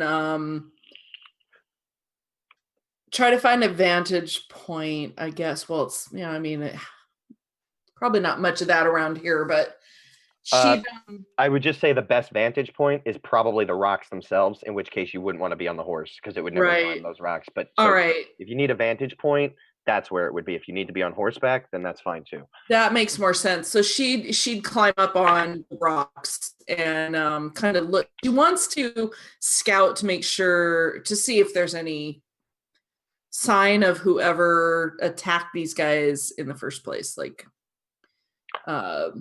make sure that it's safe to approach. Okay, so you can, when you kind of climb up there, imagine kind of going ahead of everybody a little bit, kind of scouting up ahead. You skitter up that rock and you look around. You could see there are clear tracks here. They're rough riding in. There's a lot of stuff messed around by the rock where the guy did tell you he shoved the injured person under there and put boughs, and so you'd expect to see lots of foot scuffling over there, and you do. All the dirt is kind of torn up. And this is prairie Kansas, so what you can also see pretty clearly through the grasses are like lines where like horses probably ran through the grasses and then like back through again, you know what I mean? So you see these like 3 lines coming up towards the road and then 3 lines heading away from the road. Meanwhile, you see what must have been Bohannon and his other surveyors' footprints and horse marks on the trail itself. But actually, to be honest, only the footprints you can be sure are Bohannon's because lots of people walk this trail. So the other hoof prints could be anybody's. A lot going on. Okay. So I will go ahead and approach the brush. And I think she'd approach real cautiously and kind of listen and give a listen if there's any. It was supposed to be both guys? Both surveyors? No, there's one surveyor should be under the rock injured. The other surveyor was the other man that was with Bohannon when he pulled up, but never got off. Didn't go into the tavern. Poor guy's all by himself. So she's gonna kind of give a listen, and then maybe I think just really softly, like, "Senor, are you there?" So you hear. Okay. So I'll kind of wave to the guys and I'll start to remove brush and try to get to this guy. Yeah, it doesn't, I mean, it's just like a couple boughs, like leaned, like you could see fresh cut marks. Like Bohannon must have gone up with his large knife and like hacked away some of these tree limbs and just rested them. Because if you picture it, it's like a rock and the ground's been kind of eroded. So he's under there and he just took some boughs and leaned them across the side. Probably because the guy got injured on horseback running away, took him into there, shoved him, and kept riding so that whoever was coming after them would think that they just kept follow going. them. Exactly. Sure. So it's not too hard. Just basically you take one bough, you throw it, you take another bough, you throw it, and then you can see this kind of pale, pasty face kind of sitting under there. He's not conscious right now. You can hear that loud, raspy breathing a little bit louder. But you can see it will not be difficult to see his hand is kind of like here, and there's like blood under like on the shirt. So he's been hit somewhere here, but you don't see anything. Like maybe Bohannon took care of it, or maybe it was a gunshot. If it was an arrow, someone's pulled it out. If it was a gunshot, who knows? The bullet could have gone through or whatever. Okay. So I will. I'm just gonna sit with him until Doc and Padre join us. Yeah, and I think they'd be right behind you. Guys, you can fill in that blank if you like. Yeah, the doctor would like walk up to her, seeing the guy like laying, then he would probably like take off his jacket and fold it so that way they can rest his head in there. And he would start looking in his bag so that way he can like try to save this guy. And so I think Evie would look to you for any direction. What can I do? Probably you want to hold him still. So she'll do that. She'll like. And then he would look over the father, and he would be like, "I don't really believe half of the shit you say, but a prayer would be nice right now." My child, it doesn't matter if you believe, it simply is. And then he would say a prayer. He would start to read. He entereth and saith unto them, He that hath two coats, let him impart to him that which hath none. And that hath meat, let him do likewise. Amen. Evie gives you a look like, what? What? She can't figure you out. Like 1 minute it's a miracle, the next minute it's very odd scripture for the moment. And yeah, so I kind of like imagine. So now you guys are up there by the guy, right? I imagine the preacher kind of standing behind them, like, I'll handle this. From back here. Doc, you're up there, kind of rolling up your sleeves. You've gotten down on your knees. You can this guy is under the rock. It's probably the best place for him to be out of the sun right now. And you see this body. What would the doctor do? One, he's gonna put some gloves on, and two, he's gonna pretty much like apply pressure to see like where it hurts. Yeah. Take out his scalpel, and I would imagine he would probably put his fingers in the wound, knowing that it's a bullet hole, and try to get it out. All right. So first, give me an easy medicine check to try to diagnose the problem. I don't think it should be too hard. Okay. I have a question. Since Sure. I have the film medic, I'm gonna be an asshole and use it. I'm sorry? Says, I have a talent that says Oh, yeah. that I get to remove one setback die. Yeah, and actually that's funny because I was going to give you a setback die for having drink today. And I thought you drank too much for 4 hours to have kind of brought you down. So actually that's funny. I was absolutely going to give you a setback die. So yeah, remove that on all your medical checks. I was going to give you all setbacks for being a little buzzed. Basically, you are such a good doctor that even while drunk, you're as good as most. Is essentially what this talent means. He probably after taking care of so many people and to stop the shakes, he would like drink a little to keep himself calm. Right. To keep sure. Take the whole hair of the dog.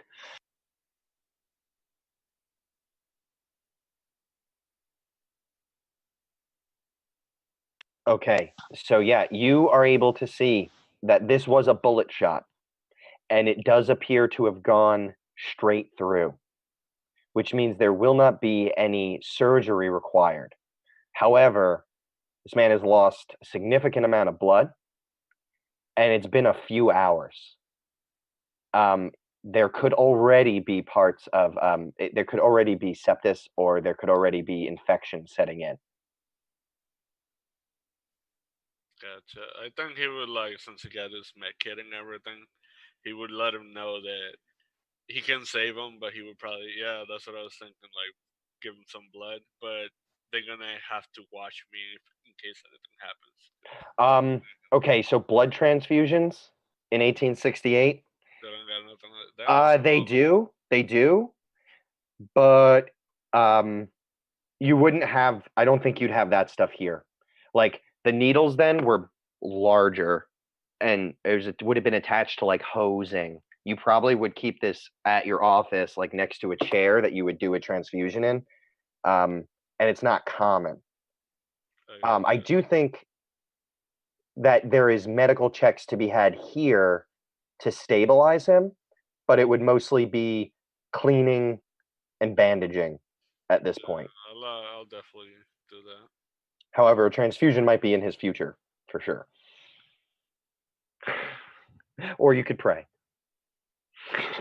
It's up to you. Alright, so you want me to roll again? Or? Yes, give me a medicine check to successfully clean the wound. You will need like your scalpel a little bit. There might be some damaged flesh that you'll need to maybe cut away before bandaging to just remove any, possibly infected flesh. Luckily, I have a med kit. If not, I'd be screwed. Exactly. Yeah. So you'll pull that scalpel out, I bet, and some bandages. What do you got?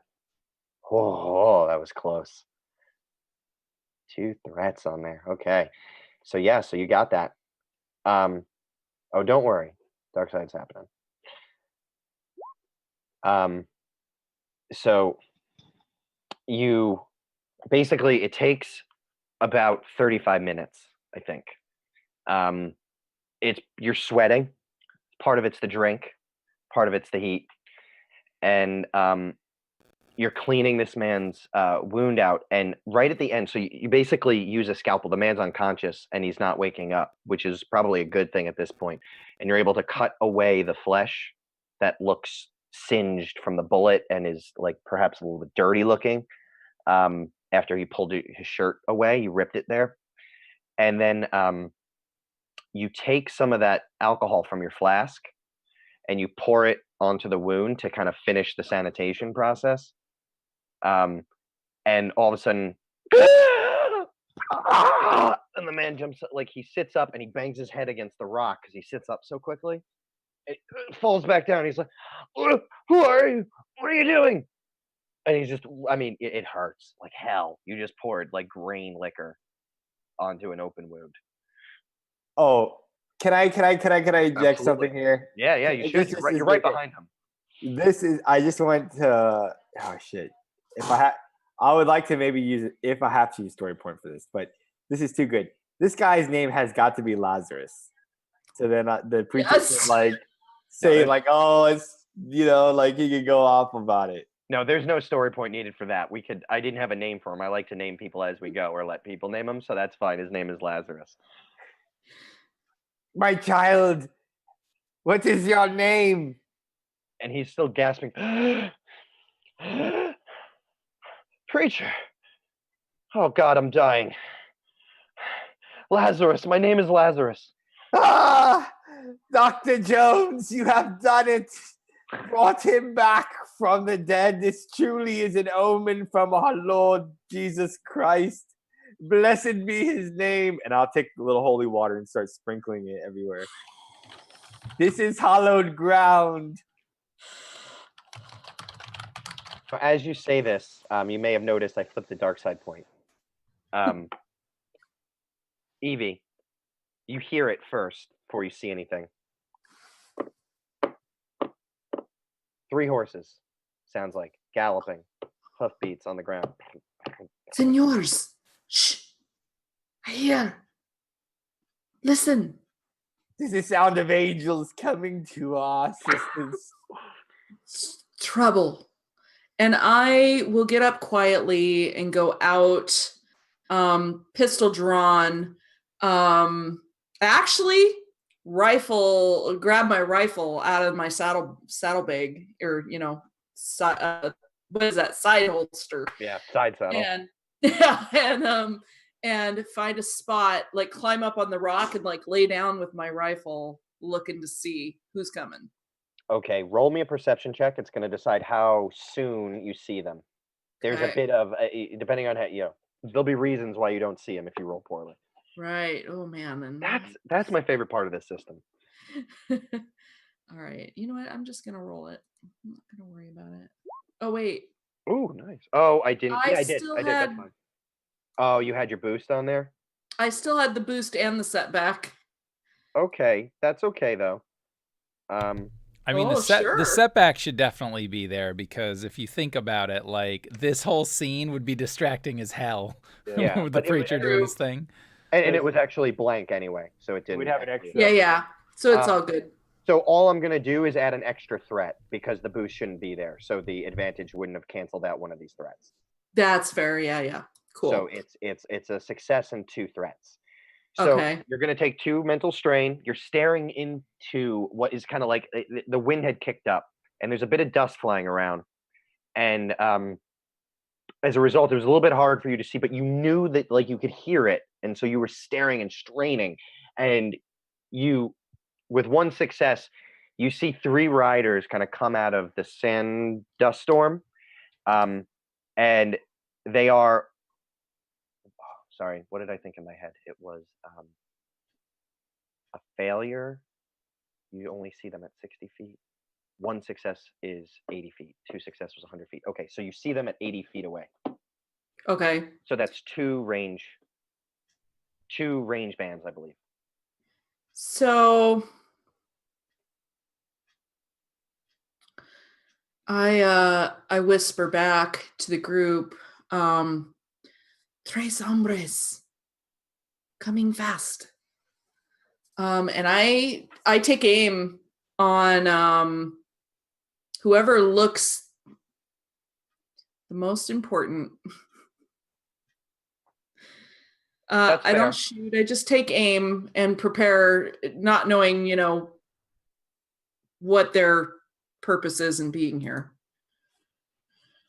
Yeah, so you can hear. I don't know how familiar you are if you speak it, but you hear Native American language. It's the Kiowa dialect, and you hear one, saying to the other. He's like, "Puspatak unsatak," and they're like shouting this, like as they're riding. And the one in front you see is riding in this very impressive way. They're all riding bareback, but the one in front has kind of his thighs squeezed to elevate himself above the head of the horse, and they're all holding. Well, I'm sorry, no. The 2 in the back are riding regular, holding their bows. So it's like they're riding with one hand and their bow is in the other hand, and it seems to be no problem. They're very good riders.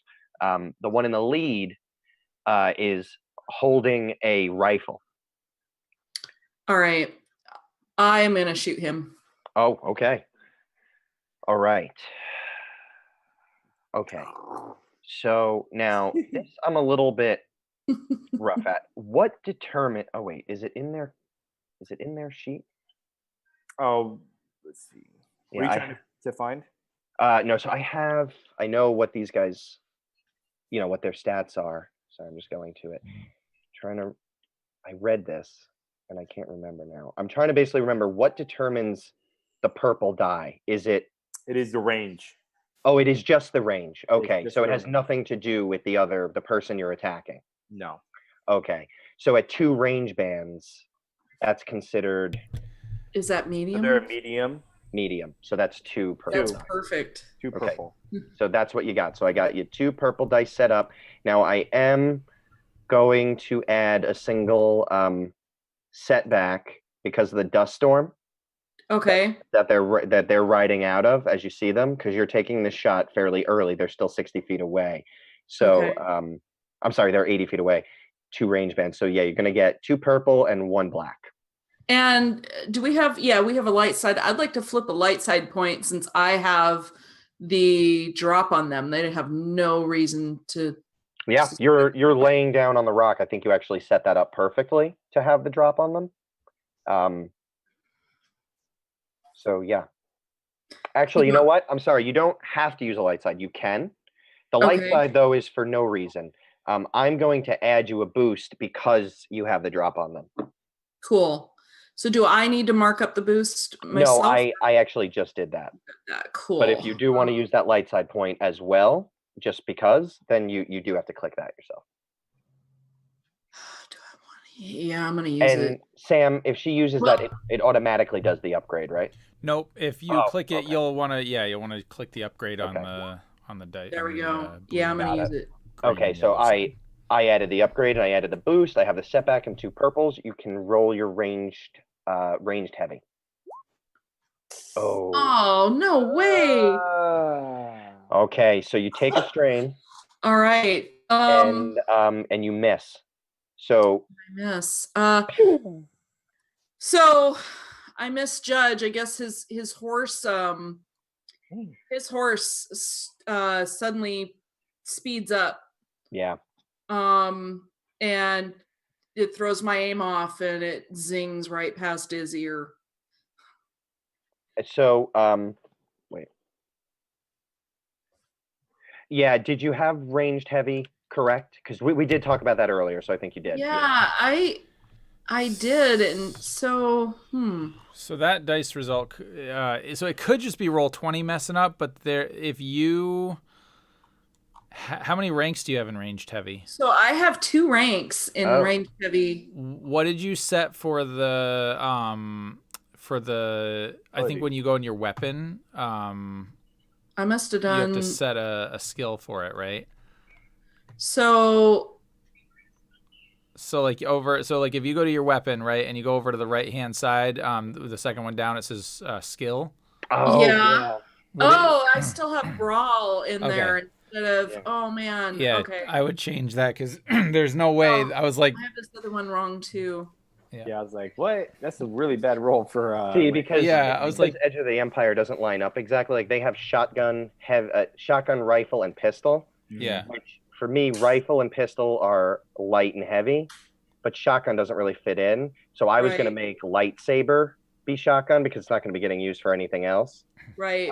And I switched to a repeater carbon. Right, you did. Okay. Yeah. Okay. So yeah. I would say in this case, if you're doing any kind of rifle or shotgun, I would probably just use ranged heavy. yeah. But like put it in the actual weapon Mm-hmm. spot there. That way, when you click on the macro, it'll automatically use the right skill. Yeah, also Right. on this character sheet at the very bottom of skills, you could add custom skill. Yep. Oh, You could okay. just do shotgun or whatever you want. Okay. Later on for another time. Yeah. So Sam, so Oh. Chris, what should you have had? 2 yellows?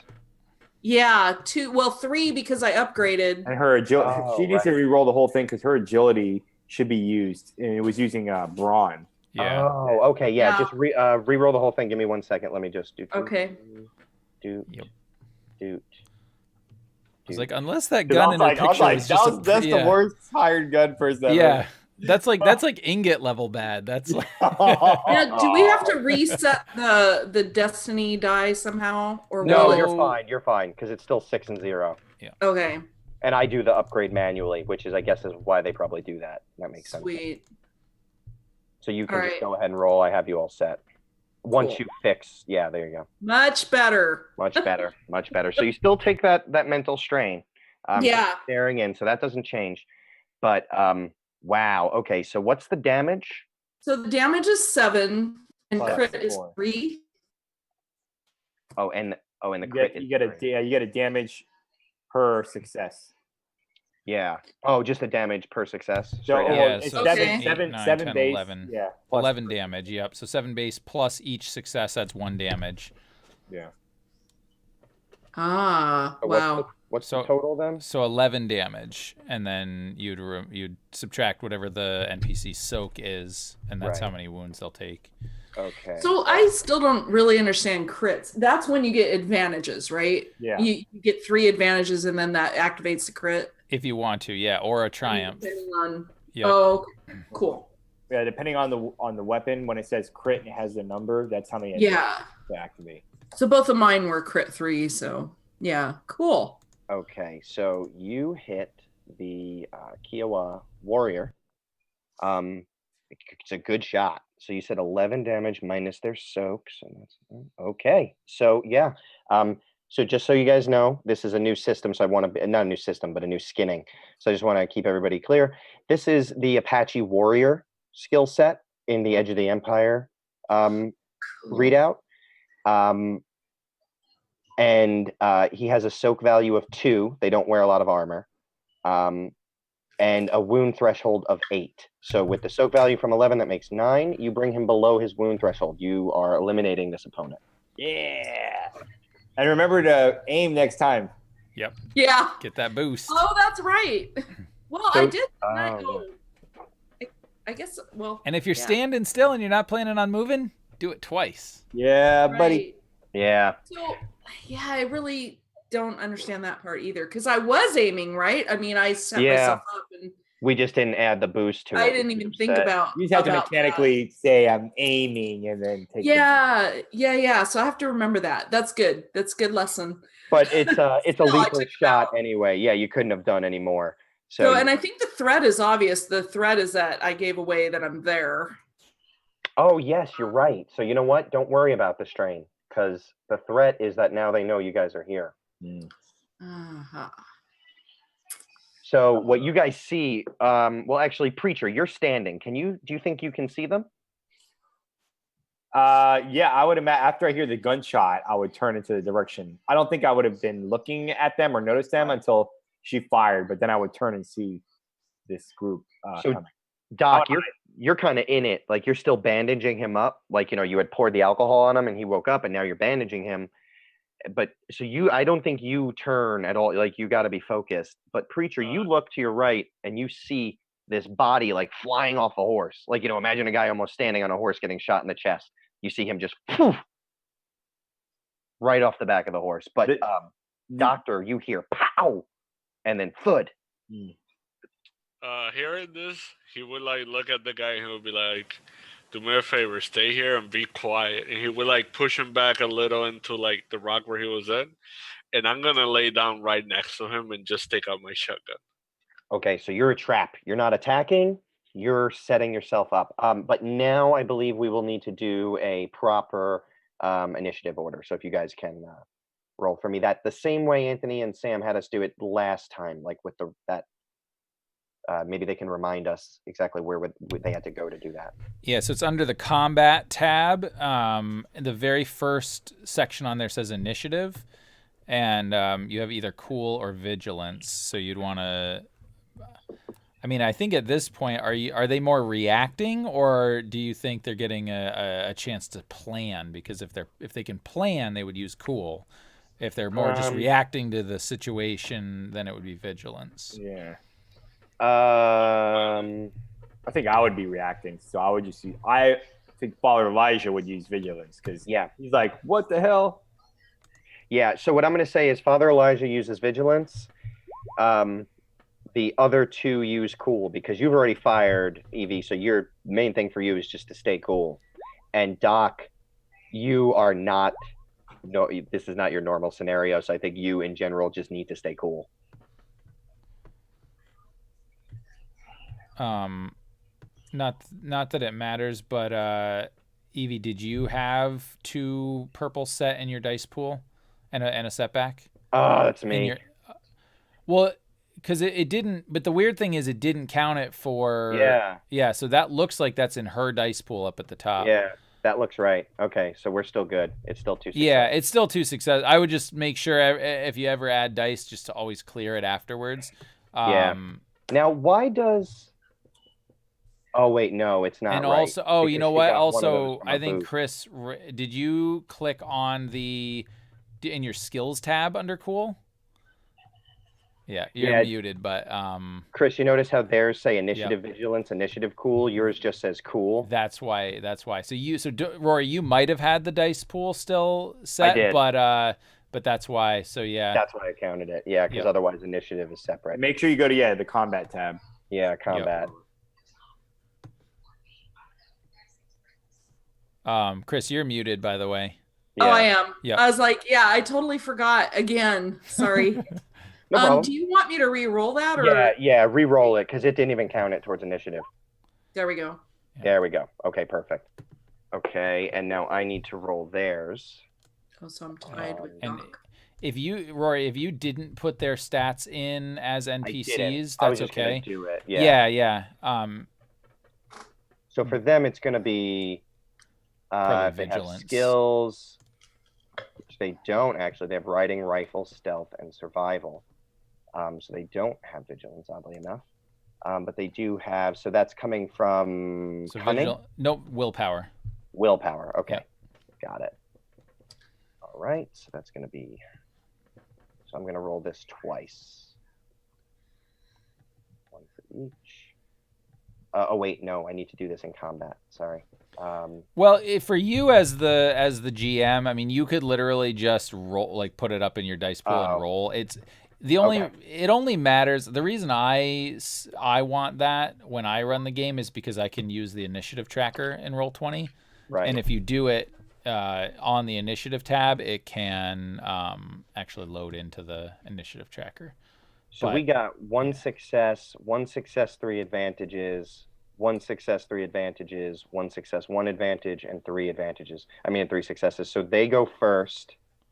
Well, at least one of them does, yeah. Oh, right. One of them goes first. And then I would. Okay, so we got the tracker. Is the tracker there? Yeah, you'd have to manually add the NPCs, but it looks to me like you'd have NPC and then 2 PCs and then an NPC and then the other. Yeah. Yeah. So. No, wait. Wouldn't it be? So Rory's 3 successes would go first, and then you got 2 successes, Avelia. No, she only got 1 success, but No. 3 advantages. But Doc and I rerolled. got the Okay, I same. see. Yeah, Doc and her both got the same, which is why you go next. So it goes the guy with 3 successes goes for, well, NPC them goes with first. Yeah. 3. So NPC, You- PC, PC. Yeah, you with 1 and PC, 3. NPC. Okay, Roy yeah, with 1 and 3. that makes sense. Yep. Okay. This is perfect. Okay. Yeah. So the one with one I of got it them backwards. with the bow and arrows. Oh shoot. You know what? I'm gonna change that because I didn't actually look at. I guess the one in the front had the nicest looking rifle, but these two are carrying older looking rifles because they don't have bow skills. They gave them rifle skills. I wasn't paying enough attention. Okay. So let me do that. So they get rifle skill and agility. So that's going to be, and the range is the same for them as it was for you. I'm going to use a dark side point and upgrade one of those and one of those. Yeah, it looks good. They don't get a boost because they weren't ready. Okay, so first attack comes. Ooh, just a single success and an advantage.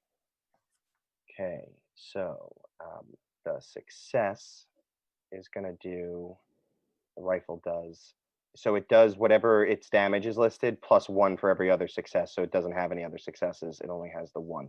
So that's going to do 6 wound damage to you. Which you? Sorry. It's a good point. Is that me? Yeah, I think it would have to be you because the first shot's going to come towards the person who shot at them. Yep. Yeah. Yep. So I imagine you're laying on this rock, and so he's coming at you from an angle, so he kind of catches you in the thigh. Like you're laying down though, so I think it Right. grazes you and leaves a nice wound, but it doesn't bury itself in you. Nice.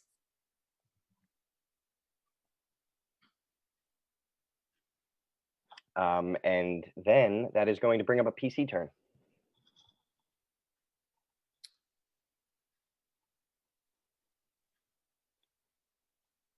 Okay. Well, I think probably I would go because I'm already in position and I don't have to reload at this point or anything.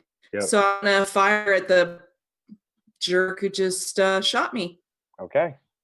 Let's see. So am I in the right? Now, Yes. are you going to use an action? Are you going to aim? Take the strain and aim? I'm going to aim. Yes, I'm going to aim twice. Okay. Now is that 2 strain then, right? Only yeah. if you, well, so you can take 2 maneuvers. If you take 2 maneuvers and an action, then yeah, I think you have to you'd have to take strain. But So I think it's one. I think to it's aim one strain. twice is oh, is it 1 strain? It might just be 1 strain. Yeah, because no, well, no, Wait, sorry, I think it's sorry, 2 strain. yeah, sorry, 2 strain. 2 strain equals an extra maneuver. Because Okay. normally you get 1 maneuver and 1 action per turn. So if you take an Okay. extra maneuver, yeah, you take 2 strain, but you get, gotcha. in this case, you get 2 boost dice. Okay. So, and I'm actually clicking the right thing this time. I hope. Yeah, look at that. So that's 11 damage again, right? But whoops, what just happened?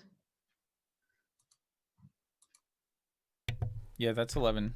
Well, Oh, okay. 7, I thought 8, you 9, guys 10, 11. I heard a Yep. weird noise and then all right.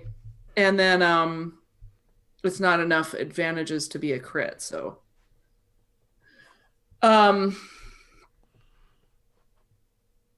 so my advantage. I think the advantage should be that the when the guy gets hit, it causes him to jerk his horse in the process of whatever's happening to him and causes the other guy to have to concentrate on his horse rather than on his aim.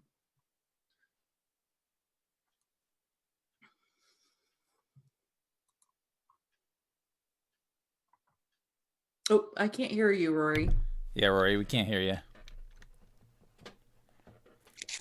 I saw something on you though. Can you hear me now? Yes. Yeah, so so you shoot him off and he like basically doesn't let go of the reins and he falls off, which pulls the horse's head to the left and kind of distracts the other rider. Okay, so that'll add a setback to him, but first we have another PC going. All right, so I think he would probably get out of like the spot he was hiding at and go to the side of the like rock and Yeah. get a shot at whoever's next to him. Now you just have a shotgun though, right? Yeah. Okay, so this last one, they're getting closer. They are, though, he's traversed one range band, so they're now one range away. Okay, so I wouldn't be able to hit him then. Oh, you can't? Yeah, I wasn't sure if you could even, because like the shotguns, I think, have a pretty short range. I gotcha. I think what I'll do instead, if I can do it with my advantage, like I'll position myself right behind the rock, but I would like dig so that way I can put my arm in the shotgun there. So like next time I shoot, I got like better position, so I can get like a boost there or something. Okay. Yeah, you're basically pre-aiming. You're kind of giving yourself a boost by putting yourself in a better position here. Yeah, pretty much. Okay, and that brings up the other NPC. So they're only going up against a range difficulty of 1. So he's kind of coming now like across. Like if your two rocks were providing you cover, the two of you that were in between them, he's like crossing in front now. He doesn't necessarily know you're there. He probably sees the preacher at this point, I think, actually. He definitely does because he's standing up. But he's like, you suddenly now see him, Doc. He's kind of crossing right in front of you. And he is going to fire at you, preacher. He doesn't really see the doctor. Okay. Right away. Only thing to note is I'll have 1 defense, which will add a setback because I'm wearing a I have a metal plate underneath my robe. Oh man, that's Clint Eastwood. Okay, so he's actually got 2 setbacks because he has the setback from the other horse almost colliding into his horse. So he does get that. I am going to use a light side point just because you guys really, I'm going to use a dark side, but just because you guys need some light side points. I'm trying to be nice here. Okay, so, all right, this looks all good. He has mounted combat. Let's go. Got me. Okay. So he's basically riding by, and he actually didn't notice you, preacher, until the last second. Mm-hmm. And he has to strain to kind of reach back and fire. But he does. And he hits you for 7 wound. Okay. I have 5 soak, so it takes. Oh, 2. I'm sorry. Wait. Yeah. That's right. 6 + 1 is 7. So you take 2. Okay, perfect. Okay. So it's a graze. It grazes you for only 2. The Lord keeps me safe. And that brings up a PC turn. If you want to use it, you're the only one who hasn't gone yet. Is he close enough for? No, he's. What are you using? A pistol? I have my. He's fairly close now. He's closed more distance. I have my tomahawks. That's all I have. Right. Okay. He's about. Okay. So the thing is, he's probably about like 10 feet away now, but he's moving. Like quickly. So could I jump and get like a setback to like attack him? Yes, but I'm gonna give you 2 setbacks. Sweet. Because it's really hard. Yeah, buddy. Now, difficulty for non-ranged attacks. Purple dice. Yeah, it is melee is 2. Melee is 2, yeah. Oh, it's just always 2. Yeah. Okay. I'm gonna do something here. I'm gonna try to go for a because since I'm using 2-handed combat, it adds another purple, so it'll be 3. Oh, okay. What does that do for you? Like, how does that make it better for you? If I get 2 advantage, I can activate a second hit. Oh, cool. Yep. Okay. Excellent. So you're at 2 and 3. So I'm going to use double aim. I'm going to take 2 strain. Now, I'm going to give you a boost. I added it for you. Simply because his threat, I narrated that as him only seeing you at the last second. And he kind of got close, maybe? And he got a little bit closer than he probably would have had he noticed you beforehand. So I'm going to give you 1 boost. I'm gonna use. I'm gonna double aim. So I took the 2 strength. So I'm gonna add 2 boost die to my pool. Is that okay? That's fine. Go right ahead. Okay. And then I'm gonna use a light side point. Can I get an Okay. upgrade? Let me give you that upgrade. Yep. There you go. And tell me when you're ready for me. You should be all set. Yes. Wow. There's the 2 hits, baby. Wow. Those setbacks Woo-hoo. did nothing. Both So blank. that's 14. That's a 7, 8, 9. That's 9. That's and a second hit. So for I said 18 damage plus the crit or plus the triumph. Okay, so I don't want to narrate this too much because I know if it was not a preacher, this would be like a brutal. He hits him and he's swinging his axes. I don't know how a preacher does this. I don't know what preacher style murder looks like. But you do jump, like, I think you jump like almost before you're actually shot. You know what I mean? Like it was Yeah. almost like you were already jumping when he pulled the trigger and grazed you. And you collide into him, and his own horse is going, so it doesn't take. Basically, you just clothesline him by being there. So you hit into this guy, and he hits the ground, and you. Oh wait, and you had 2. Oh, you did. So you. Well, it doesn't actually matter. I don't. Oh wait, yeah, it does because this won't be enough to do it on its own. Okay, so tell me what the damage is for this one. It's 19. Sorry. 7. It's 9 times 2. 18. Oh, that is plenty. He only has 2 Well, soaked and then I haven't used the triumph. Yeah. So, okay. So basically, you do all the damage. The spirit of the Lord compels you. And he also just like crosses these flies at him. Wow, what a hit! Can I say that maybe like I don't know what you think about this, but maybe like as he's like tomahawking the shit out of this thing, like the blood literally comes up and like makes these streaks on his face, on the preacher's face. So he's like literally and actually no, even better, it makes it like right across his forehead and it's like dripping down onto his face into his eyes. I look like Jesus. I look Yep. like Jesus Christ with the But also, the sun now is right at the level that he's at. So the last thing this poor Kiowa scout sees, it looks like he has a halo. Yep. Like as he's jumping, like he's an angel. Yeah. But then the next Yeah. scene that the camera sees is blood dripping down his face, like the awesome. thorns of Christ. Perfect. I know what I want to use the triumph for. Do it. As I like am jumping in this halo and I kill the Kiowa, I at the same simultaneously mounts his horse and I begin riding towards the next guy. Oh no, that's it. There's 3, and they're all dead. Oh, they're all dead. Yeah, you killed the last one, but Fine. still, maybe in your fervor, you climb up on the horse. I climb over the and you're horse. like, ah! Yeah, I get But this horse. This is my horse now. Nobody else there. Okay, Yeah. so see, this actually worked out because the doctor actually did what the doctor's supposed to do: heals people and doesn't fight. So what I'd like to do here, we are getting towards the end here of the session. We only got 15 minutes left. So this is a success. In terms of defending the raid, I think it's a cliffhanger as to whether or not. I mean, the doctor has stabilized him. Who knows if this man will live? But off in the north, a solid 20-something miles away from Red Cross Point, is Mr. Tobias Vanderbilt, and he is now approaching the campfire. Now, it's interesting. It's 5 o'clock. It's not yet dusk. Yeah. So there's only one man here at this point, the lead rider. And so you can tell me how you do this.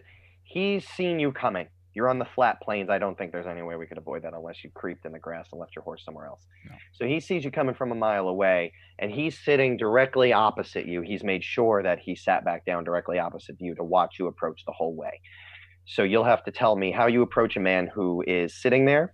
He is basically pushing up this fire embers with a large stick and staring directly at you. Yeah, for sure. And I would, as I get, close enough, I would dismount the horse, kind of hold onto its, bridle as I'm slowly walking towards the camp. And when I get into range, he just looks like a cattle rancher, basically. Yeah, I mean, there's All nothing you could tell any different. He's dressed Yep. like a cattle rancher. Yep. And I would say, Let me think. How would I say this? I would say, howdy, sir.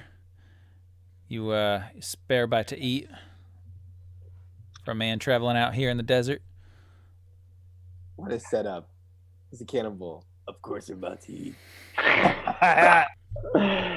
Howdy. You're awfully far from just about anything. No food? Well, I got some food, but trail rations aren't quite the same. Got a little coin if that would help. I'm just a cattle hand. Can't go offering my boss's food to nobody, but I've never seen him turn down a coin. Have a seat. I got some beans for you. The rest of the boys should be coming up and, well, and he kind of takes his hand and like measures the sun real quick. Hour or two. It's like, much obliged. And I'd pull out like I don't know, like a 25-cent piece or whatever, flip it over to him, whatever, like a standard, not too much, but enough. Oh man, he classic grabs it out of the air and have a seat. Thank you. Like, where are you heading? Omaha. Yeah, me too. And actually, I lied before. I realized that the reason why the cattle ranchers are going here is actually that is the part of the train that is finished, goes through Omaha. That's why it's the beef capital right now. So that part of the train actually, it is finished. However, Yep. I don't think it goes east. Right. I believe, if I'm not mistaken, it's part of the tracks that came west, but doesn't join to anything. I think it almost ends in roughly Nebraska. Yeah. So you Sure. could go west from there, but not east, and that's why when you were talking about going east before, I was getting a little turned around. So he's I'm in Omaha. That's where all the cattle goes. And Californians are eating up a mite bit, digging up all that gold, sending it back this way. Yeah. Well, I suspected as much. Listen, I just came from this here settlement called Red Cross, I think. Looks like they got some some East Coast city folk back there looking to snatch up all this land. I don't know if that's a problem for you guys, but way I heard it, they're gonna affect the cattle where they can go and probably start charging tolls, stuff like that. You hear anything about that? Easterners, carpetbaggers, a lot of them. I'll tell you that. It could be an upside, though. I mean, look at me right here, marching my way up to Omaha. If they put a new train right down there near Red Cross Point, it'll save me about, a few days. Yeah, it might, but ain't no train coming through Red Cross Point. Way I hear it, they looking to start up some kind of mine there. But I mean, maybe, who knows? They might bring something in, but folks over there getting a little riled up. He says, yeah, I ain't never been to Red Cross Point. I know some of the cattle drivers like to stop there, but old Herschel, the guy I work for, I suppose he reckons cattle hands are likely to get distracted by brothels and whatnot. Can't blame him, though I must say wouldn't mind spending a bit of coin. Maybe on the way back, though. He's like, well, I'll tell you. You take that coin I gave you. You don't spend it anywhere else. You come back through Red Cross Point. You talk to a girl named Miranda. She'll treat you real nice. Hey, listen, you mind if I sit for an hour or two till your men come? I could be on my way, but I don't know if you fancy playing some cards? And his eyes kind of light up, and he goes, well, I do have myself a quarter. All right. And I said, well, I have myself a deck of cards here. You you care to play? Let's play. And the game begins. Nice. Now, do you want me to actually do it mechanically, or do you? Because I would cheat like shit, and I have equipment that would basically give me like a boost and an upgrade. So I don't know. I'd like to set up our fade out. So tell me, are you looking to leave? Like, is kind of your plan to get out of here right as the other men are pulling up, like so you don't have to actually see them? No, I'm definitely gonna try to see what I can do here. Try to make a little coin if I can. Maybe maybe gamble this guy into giving up some cattle or a horse or something. I don't want to be out in this, in this place in the middle of the night if I can help it by myself. So, Okay, so yeah. let me just put some parameters on it. Mhm. You would probably know right off the bat, any horse he has isn't his to trade. Mhm. The cattle, A, isn't with him, and also B, isn't his to trade. He All works for Herschel. Yep. You'd be playing only for like the coin in his pocket and his personal possessions. That's fine. However, yes. So you plan, if possible, to stay. You're not fleeing from anybody. Yep. Okay. If so he's got a then- nice hat or nice boots, yeah. Okay. No. I'm sorry. But what I meant was, if you hustle him out of this stuff, are you trying to leave shortly thereafter? Oh no. Okay. Yeah. Unless he thinks unless he catches me, but no. Okay. I don't. Yeah. So what are your mechanics for cheating? Like, do you already have mechanics? built in? Well, so there's a gambling skill in this one. So I've got a gambling skill that I would roll, and it's using cunning. And then I have marked cards, and I have a like the little thing you put in your sleeve to like cheat.